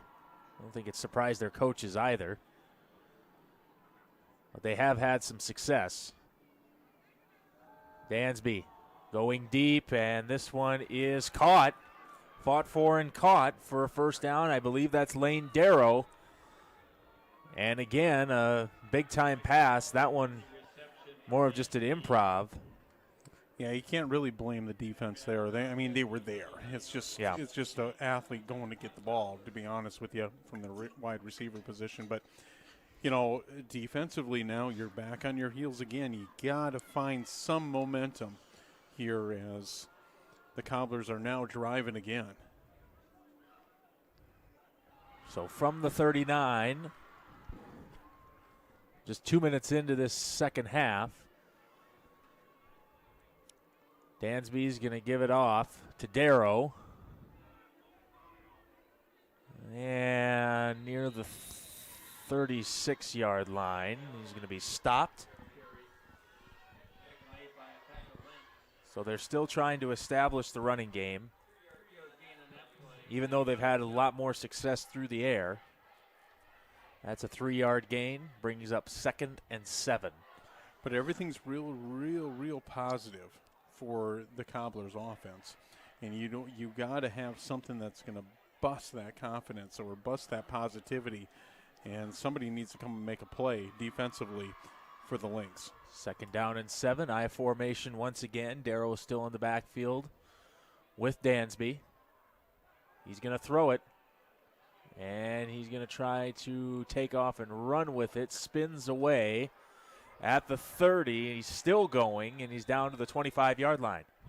It's just, there were some good spin moves. Don't get me wrong from Dansby, but that's just a lot of reaching, a lot of missed tackles, and I don't know what's gotten into the defense.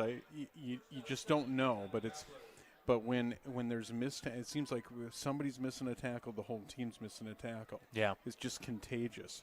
And so something needs to happen to click on this defense. 1st and 10 from the 25. And the Cobblers have stuck with that I formation for quite a while now. Darrow, right side, another big hole. And another good run on first down. I believe they're going to give him about 8 or 9 yards on that one. So another nice chunk picked up by this Cobbler offense. Gain of 8. Pickthorn with the tackle.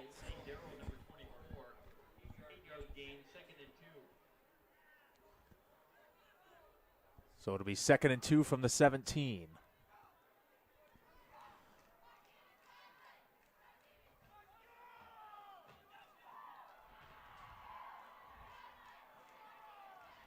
Dansby calling out some signals. Going to give it to Darrow again. Heads left, but he is met right near the line of scrimmage, and I believe that was Joey Nemec. Yeah, that's a good tackle by the senior, and that's the type of tackle that will maybe energize and make everybody else tackle it that way. But that's a great play. But now it becomes a 3rd down and 1. It's going to be interesting what the Cobblers do because they have a running type quarterback, just like the Lynx do.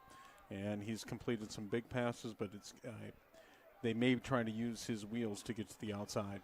Lynx going to try to use that big play by Joey Nemec to finish off this drive. 3rd and short, handoff left side. Can Darrow get there? It looks like he is going to have enough. As Parker Reed gets in there for the stop. But they're at the 12-yard line, and that's enough for a Cobbler first down. And it's a lot of high tackling. Nobody's going really low. You see, even with Joey making that tackle on the other side, the play before, he went high too. Yep. Up by the shoulder pads. And so it's a lot of high tackling, and it's really easy to break tackles when the tackles are high around the shoulder pads. 1st and 10 from the 12.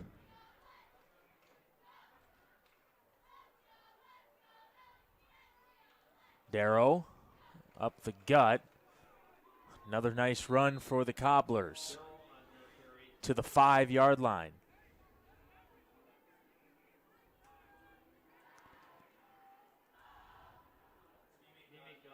And a pack of Lynx down there at the bottom, including Owen Warren.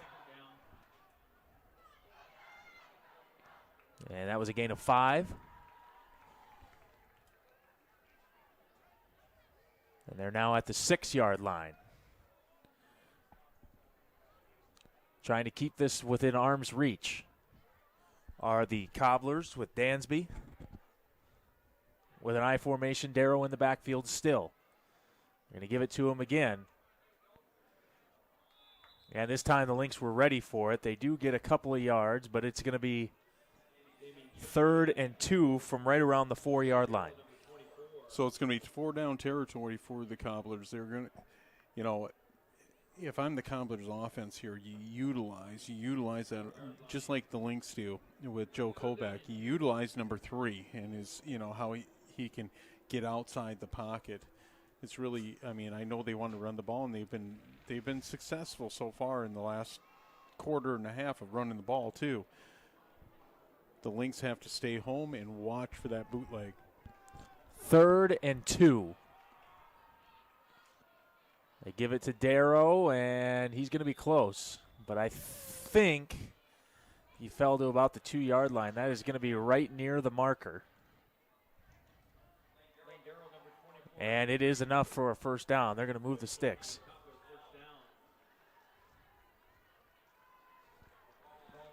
And they're going to spot it at the 2.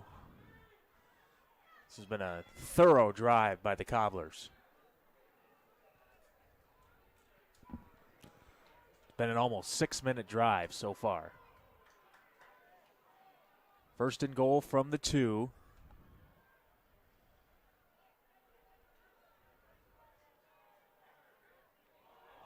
And a bad snap.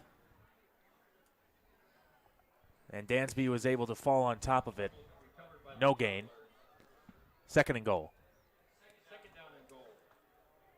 Nice time for a goal line stand for the Lynx. Get their swagger back a little. As they're bunching it in, and that pro-style big offense, maybe you put in a 52 defense here where you have 5 linemen and 2 backers and bring the safety down and make it like a 5-3, and that's what they're going to do. 2nd and goal from the 2. And now we have offsides against the Lynx.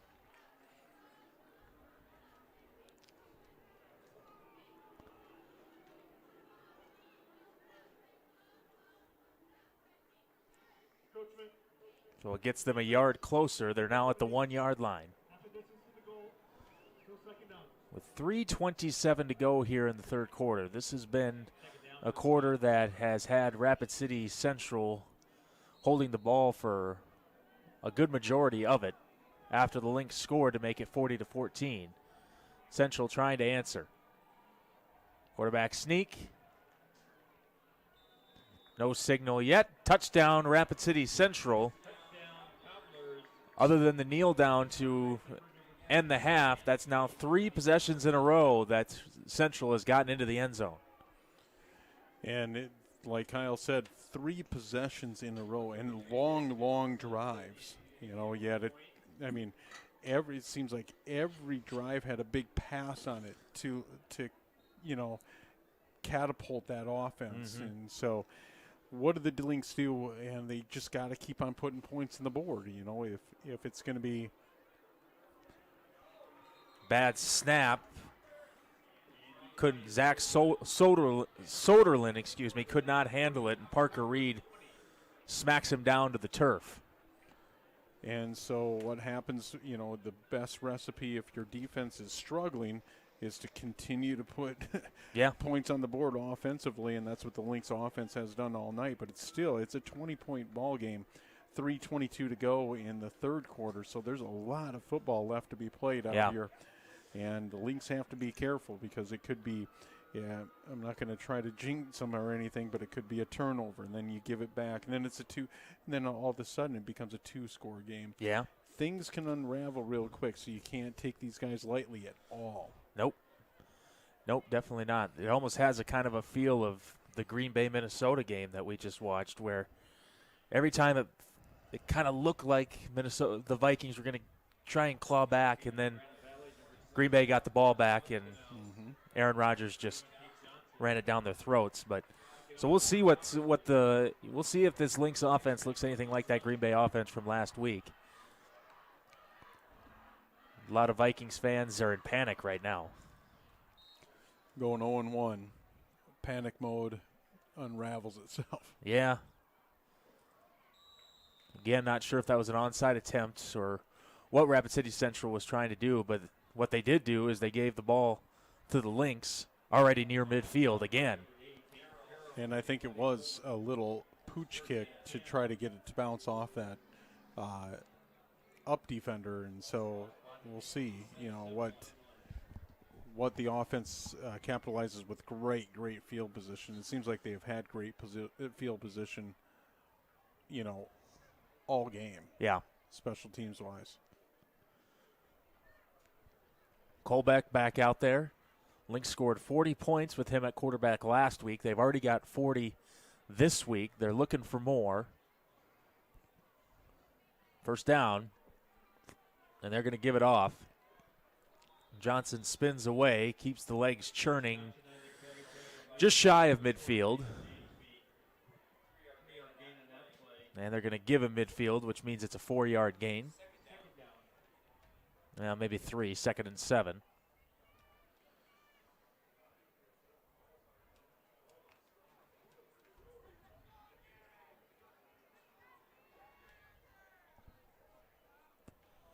From midfield, Lynx trying to add on again. Colbeck's going to keep this one, and he's got a lot of running room. To the 40, inside the 30, and down near the 25-yard line. And it just looks so effortless from the legs of Joe Colbeck. It does, and he's a bigger, he's a bigger quarterback. I mean, I'm not talking in height, but he's more stout quarterback. Yep. You can see it in him, and he really uses that lower body to catapult everything for him offensively, and he's having a heck of a football game tonight. First down from the 26. They're going to give it off. It's Tate Johnson. He heads to the right side, and he is into the end zone. Touchdown, Brandon Valley. And a quick answer for the Lynx, who now take a 46-20 lead. And there is just no stopping this run game today. And now defensively, you get right back on the field after a couple minutes, and you have to shore up the defense somehow. You can't keep on giving up points as a Lynx defense, as like we talked about, we don't know what can happen offensively for the Lynx. All of a sudden they stall anything can happen in a football game, especially with a quarter and 2 minutes to go. But the Lynx put up 47 already in 3 quarters. It's been a very good day offensively for the Lynx. 47-20. But not a lot of rest for that Lynx defense, who's going to come back on the field after an almost 6-minute drive for the Cobblers. They're going to get the ball right back.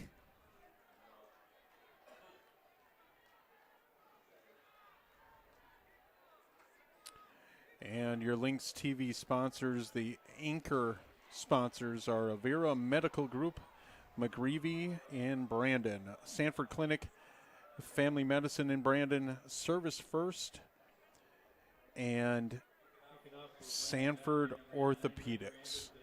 Thanks very much, guys. Thanks for tuning in. Week number 4, I believe. Lynx ranked second in the state at 2-1. Winning back-to-back games, trying to make it number 3 on homecoming night with your 2 pals, Ken and Kyle. And truly, the Lynx, are a possession away from being 3-0. Yeah. Just ran out of time in the game against Roosevelt. On the return is Amarian Saylor, and he is going to be tackled shy of the 20.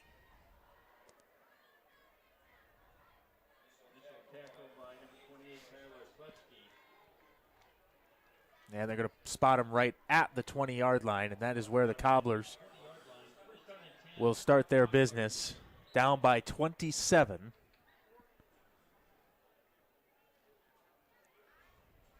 And we'll see what Gavin Dansby, I mean, they're going to have to start throwing a lot more here, you'd think, as we've only got about 14 minutes left of game here. And they're going to start it with a run, and that does not work. 3-yard loss on the play. Nice defensive play by the Lynx. And I believe that was Dominic Tucker.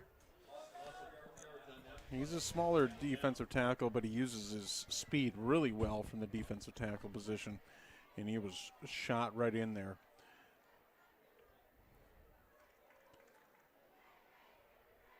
So second down and 14 from the 16-yard line.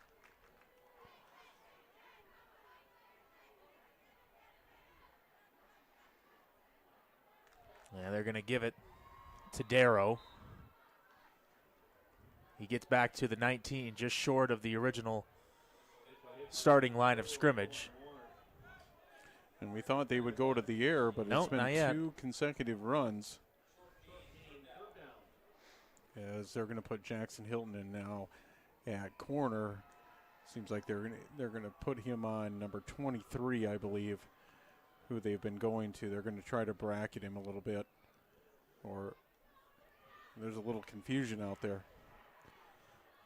We'll see if they get it figured out. 3rd and 11 from the 19. And he's not even going to have an opportunity because he is going to be sacked all the way back behind the 10-yard line. Well, how do you win on defense? You blitz, and you almost you pinned your ears back. 3rd down, you knew they were going to throw, and you brought an extra 3 players on that blitz, and it worked. I think 6 Lynx had an opportunity to take a shot at Dansby. Reed, Tucker, Miller, Warren, Pickthorne, and Shunky. I think we're all back there looking for an opportunity, and that is going to end the 3rd quarter, a fast 3rd quarter. And it is 47-20 still. The Lynx are going to get the ball back, and they're probably going to have pretty good field position to really try to, finish off this game and feel comfortable moving to 3-1 almost all of the 47 points have come via the ground game, which has been very. I mean, what else can you say? It's been incredible today. It has. Maybe we get a special team score here, maybe a run back. That top tonight off with the scoring, get the special teams involved. I was looking out on the sideline, and it just amazes me from last year to this year. You have, and they should be, coaches wearing masks, and that's the way it should be. And Yeah. it's such a night and day difference of how things are moving along in 2020, and the coaching staff's doing a tremendous job. They try to self-distance themselves. You can see that amongst themselves too, and they're doing a great job. This is trouble, and this is going to be a safety. The snap was high, and Parker Reed just came in and blew the rest of it up. Well, we wanted a special team score, and That's close enough. I mean, technically it was. It technically is. It's 2 points. So your special teams scores, and the Lynx are going to get the ball back from a punt now from the kicker from the Cobblers. It's 49-20, 11:57 to go in this football game. AAA matchup. We talked about Washington with a win tonight, Roosevelt with a win, and Lincoln with a win in AAA so far this evening. Yeah, it's kind of crowded up in the top three right now with the Lynx, Roosevelt, Harrisburg, and who knows where the chips will lie the rest of the season. But and that will separate itself as it comes about. Is that the schedule? We still have to play Harrisburg. We still have to play Lincoln, and we're going to have to play Washington. Washington with their first win of the season coming tonight, but traditionally that's a super strong program in Washington, so you can never count them out of anything. And so the schedule is going to get even harder as we move forward now. So we will have a punt coming here after the safety. Kind of normalizes the score, though. It's like we got those 2 points back from the extra points, so it's now 49-20. This is a nice long punt. I believe that's Levi Pfeiffer. And actually, to check that is Mark Muchkanaus, heads to the right side. How about two special team scores? They take back the kick. It's Mark Muchkanaus. And the Lynx now lead 55-20. Well, the special teams are way involved now as they just scored 8 of the last 8 points. And that's huge momentum. And I'm not talking just for this football game. I'm talking as you climb. Your special teams has to get better throughout the season. Your offense is getting better. I mean, there's a lot of points. I mean, already in the last 2 games, we have, if this is good, the last 2 games so far, 96 points. Yeah. And that's a lot of points to put up offensively. What concerns me a little bit is the defense, but I have trust and faith in Coach Christensen to get that right. He's a tremendous defensive coordinator, and he'll get it right. It's just, sometimes you take a back seat to the offense a little bit on the football field, and not everything's going to be perfect. Not every phase of the football game is going to be perfect. And there's some growing pains, and that's what has to happen on the football field. But that's why they have practice next week. That's why they'll reel everything in. They'll take a look at the film, see what they did wrong. And to me, it's really tackling. It comes down to that this team was just defensively not tackling well as a defensive team. So how do you improve on that next week? You go back to the fundamentals. You already have the scheme in.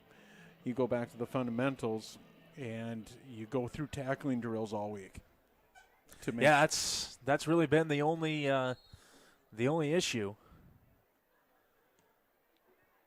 in what has been a pretty thorough offensive explosion for the Lynx. And special teams, they've been strong too. Again, stopped at the 20-yard line, so that's where the Cobblers will begin. With 11:43 to go here in the fourth quarter, in what has now turned into a blowout.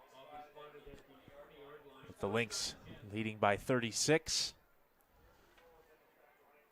And the goal for the defense is not to allow any points the rest of the way. And 11:30 to go in this football game, that has to be a goal. You have to set your goal to the moment that you're in and the quarter that you're in, and that to get that momentum back going into the next football game. First down. Here's the handoff to Darrow, and he is stuck in the backfield by Isaac Johnson. Johnson's kind of split time with a couple of different players for the Lynx, but he has made some splash plays tonight. Yeah, and the defensive tackles have played pretty well. It seems like our defensive ends got lost, and really our linebackers really were tackling so high this evening. You know, it's got to come back down to fundamentals, and they'll get it right.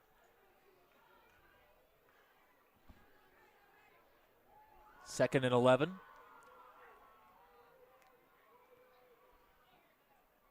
And they're going to hand it off Darrow again, and looks like something woke up this Lynx team because Parker Reed made the initial hit. Aiden Swift, I believe, came in to clean it up. And it'll bring up a 3rd and 14.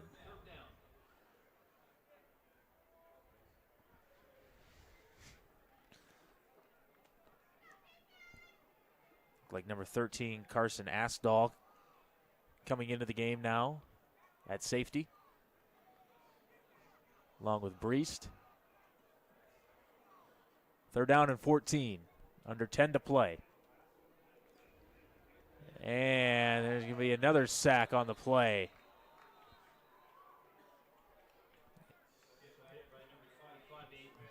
Looked like it was Aiden Swift that got in there on the initial contact, and doesn't this look familiar? We were just here about a minute ago. Well, and what's changed defensively is the aggressiveness from the play caller, Coach Christensen. He's really dialed up some blitzing. He's blitzing a ton. Yeah. And that will get your team to play on their toes. That'll get them to, gain some confidence and really play forward instead of playing backwards so much.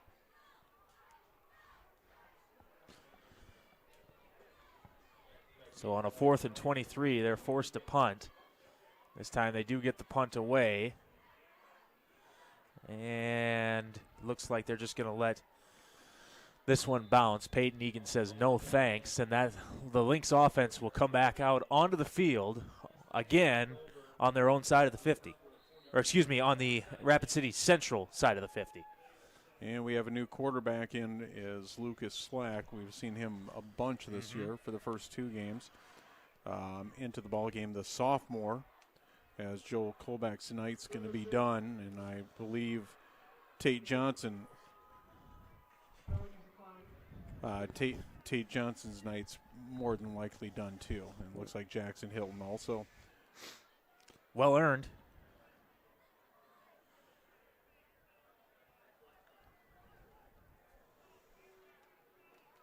Like Peyton Egan, the sophomore, in the backfield. I believe that's him back there. Just was back there for punt return. They're going to give it to Egan on 1st down, and he's got some space. And he takes out a referee in the process. So a nice run by Egan. And I've heard some good things about Egan, that he's quick. That's why he's returning punts, because he is very elusive. And he's young. He's just a sophomore. So you have a sophomore backfield right now for the Lynx in Slack and Egan. 2nd down and 2. They're going to pitch it out wide. Good looking running from Egan. Eli Hemmon on the stop for the Cobblers. Future looking bright for the Lynx right now. On full display.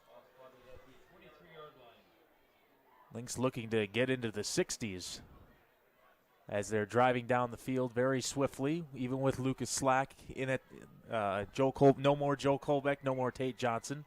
First down, play fake. Slack throws this one into the turf, and it is incomplete. Flags on the play. It's going to be a late hit. Yep. On the quarterback.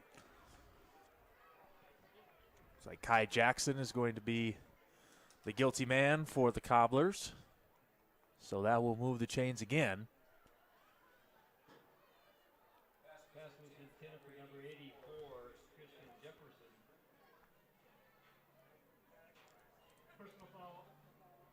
And I believe at this point the clock will just run until further notice.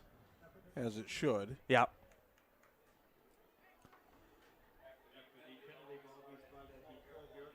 So it was a late hit. First down and 10 from the 12.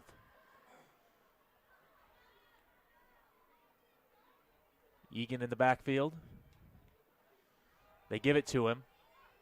Heads to the right side. Can he get to the corner?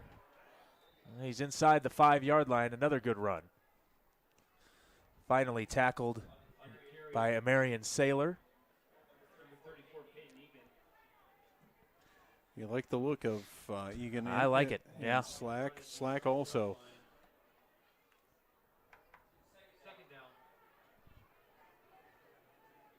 Sure they'll just run the ball again here. It's on 2nd and 2.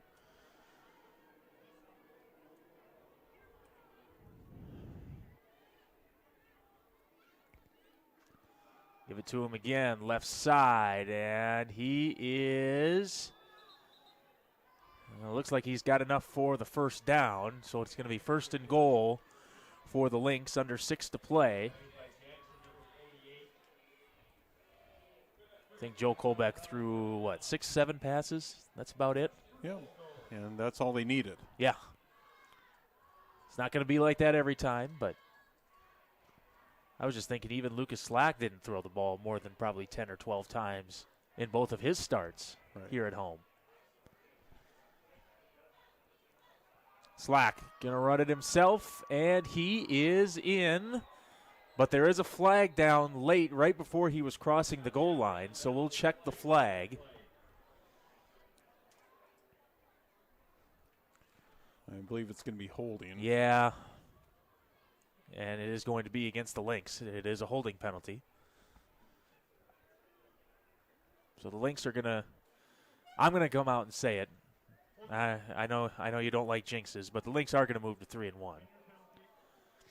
They will play against Watertown in Watertown next week. And then they come back. So we will be off the 25th, and we'll be back with you for the big matchup on October 2nd against the Patriots of Lincoln High School. We'll be excited for that one. First down and 15. They're going to pitch it to Egan. Cuts up the middle, inside the 5. Is he in? Yes, he is. Touchdown, Brandon Valley. The Lynx have cracked the 60-point mark. And Peyton Egan gets into the end zone for the first time here at home. Well, and a tremendous run, but tremendous blocking up in front of him, too. As the Lynx offensive line, I mean, they don't skip a beat Nope. at all. As Peyton comes in and runs it, but you saw Slack with a tremendous run, even though there was a holding penalty. This backfield, no matter who you're putting in right now, is running for big time yards. Yep. And hats off. I know that we talk about Joe Colbeck and Tate Johnson and Slack and Egan and all these kids in the backfield, but you have to give credit to the offensive line.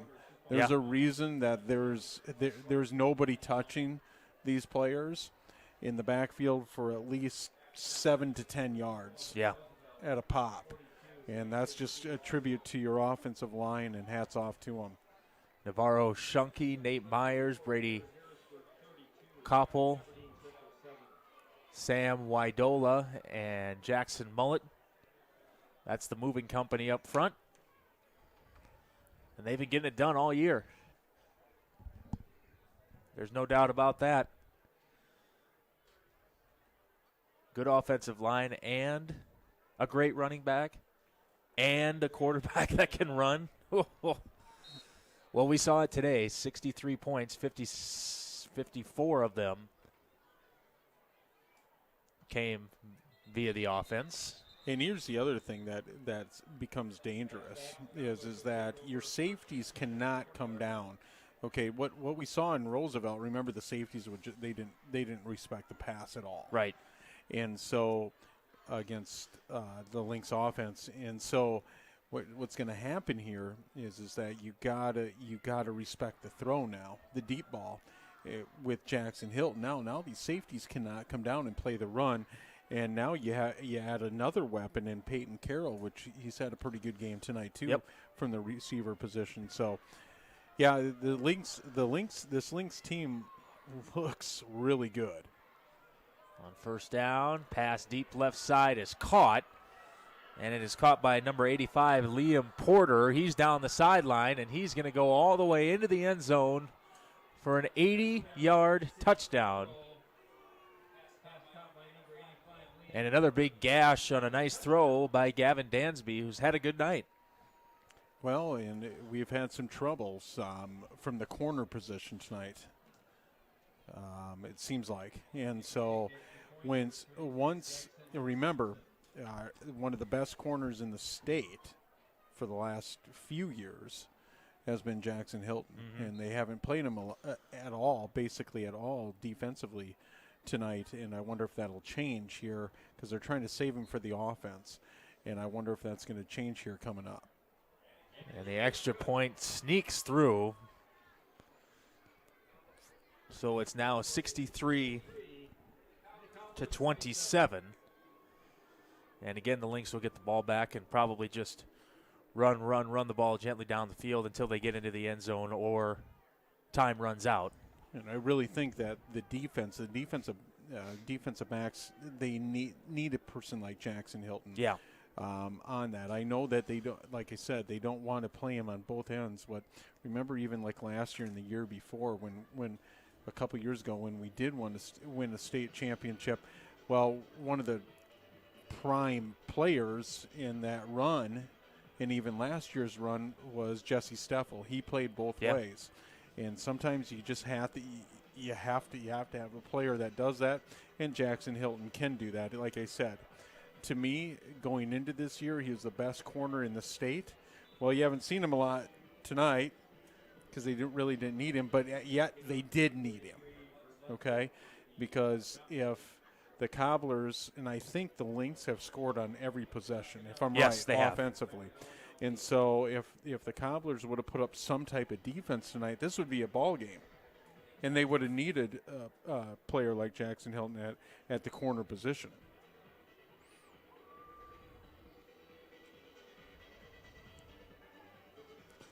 On the return for the Lynx, just falling to the turf at the 30-yard line. He kind of just gave up on that one, and that's where the Lynx will take over. They'll take over right near the 30.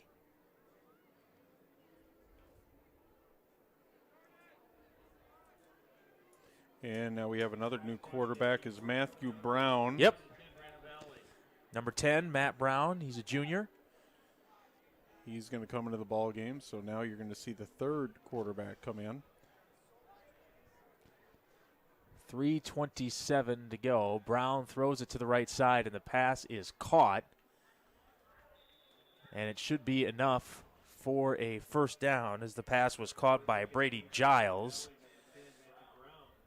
He's number 85. He's a junior. So with 3 minutes to play here, the Lynx going into the air with Matt Brown's first completion. I formation with 3 minutes to go in the game. Tough snap. Handoff right side. Nothing doing. Nice defensive play by Riley Geidel. And it's still Peyton Egan back there for Brandon Valley.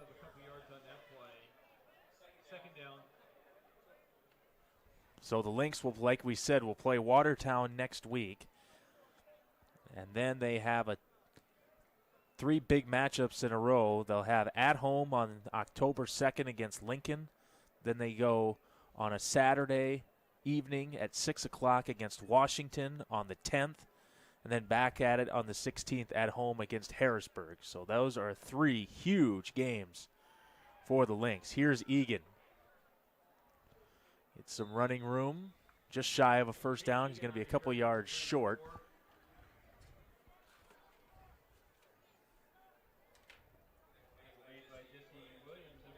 As Williams gets there on the stop, it's going to be 3rd and 2. And with the running clock, the Lynx just got to pick up a first down, and that should do it for us. A thorough offensive lashing by the Lynx.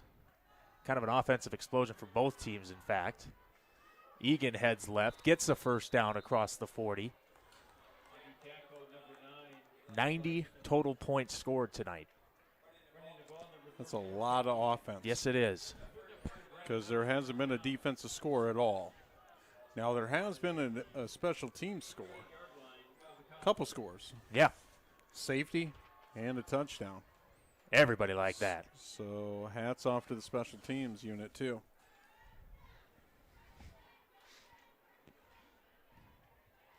One minute to go. Looks like they struggle with the snap again. Brown just falls. And they'll have to run one more play, and that will put the Lynx to 3 and 1. I believe Rapid City Central will fall to 0 and 4. And the Lynx get their homecoming victory.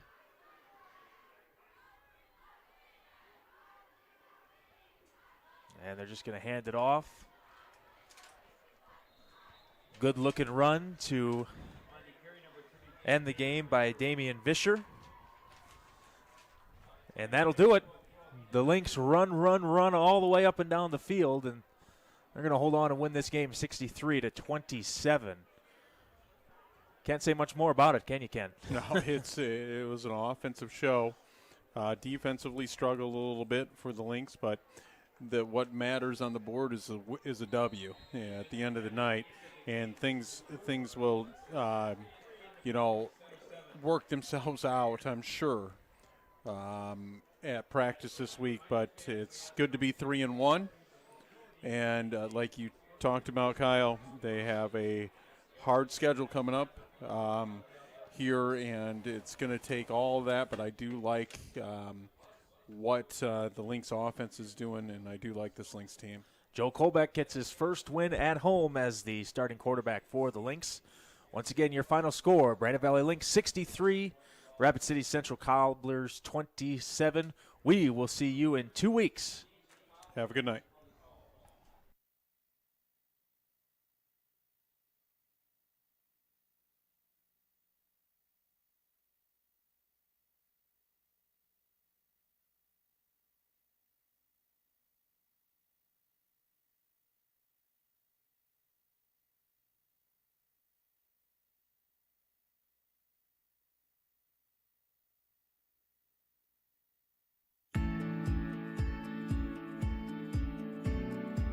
Our Buy Brandon campaign is a way for the Chamber to put some excitement into our residents and our community about how important it is to spend your dollars here in Brandon.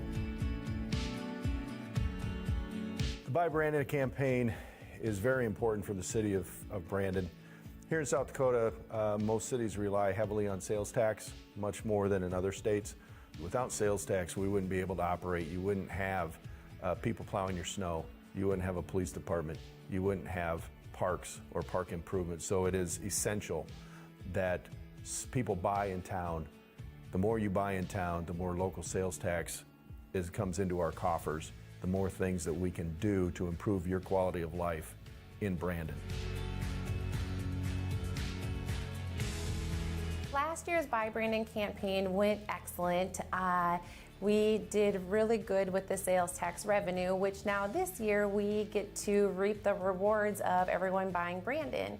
Sales tax revenue was a little over $3.3 million last year. It was an increase over the previous year, and we have continually increased each year. We use that money for park improvements, such as the Sunrise Playground surfacing, the transit bus system. Last year we did also buy a new bus. Our original bus was getting aged and old. We also use that for debt service and some equipment for different departments. With the money we bought a plow truck, which helps plow our streets in the winter months, and we also bought a loader. One of the upsides to closing the pool this summer is we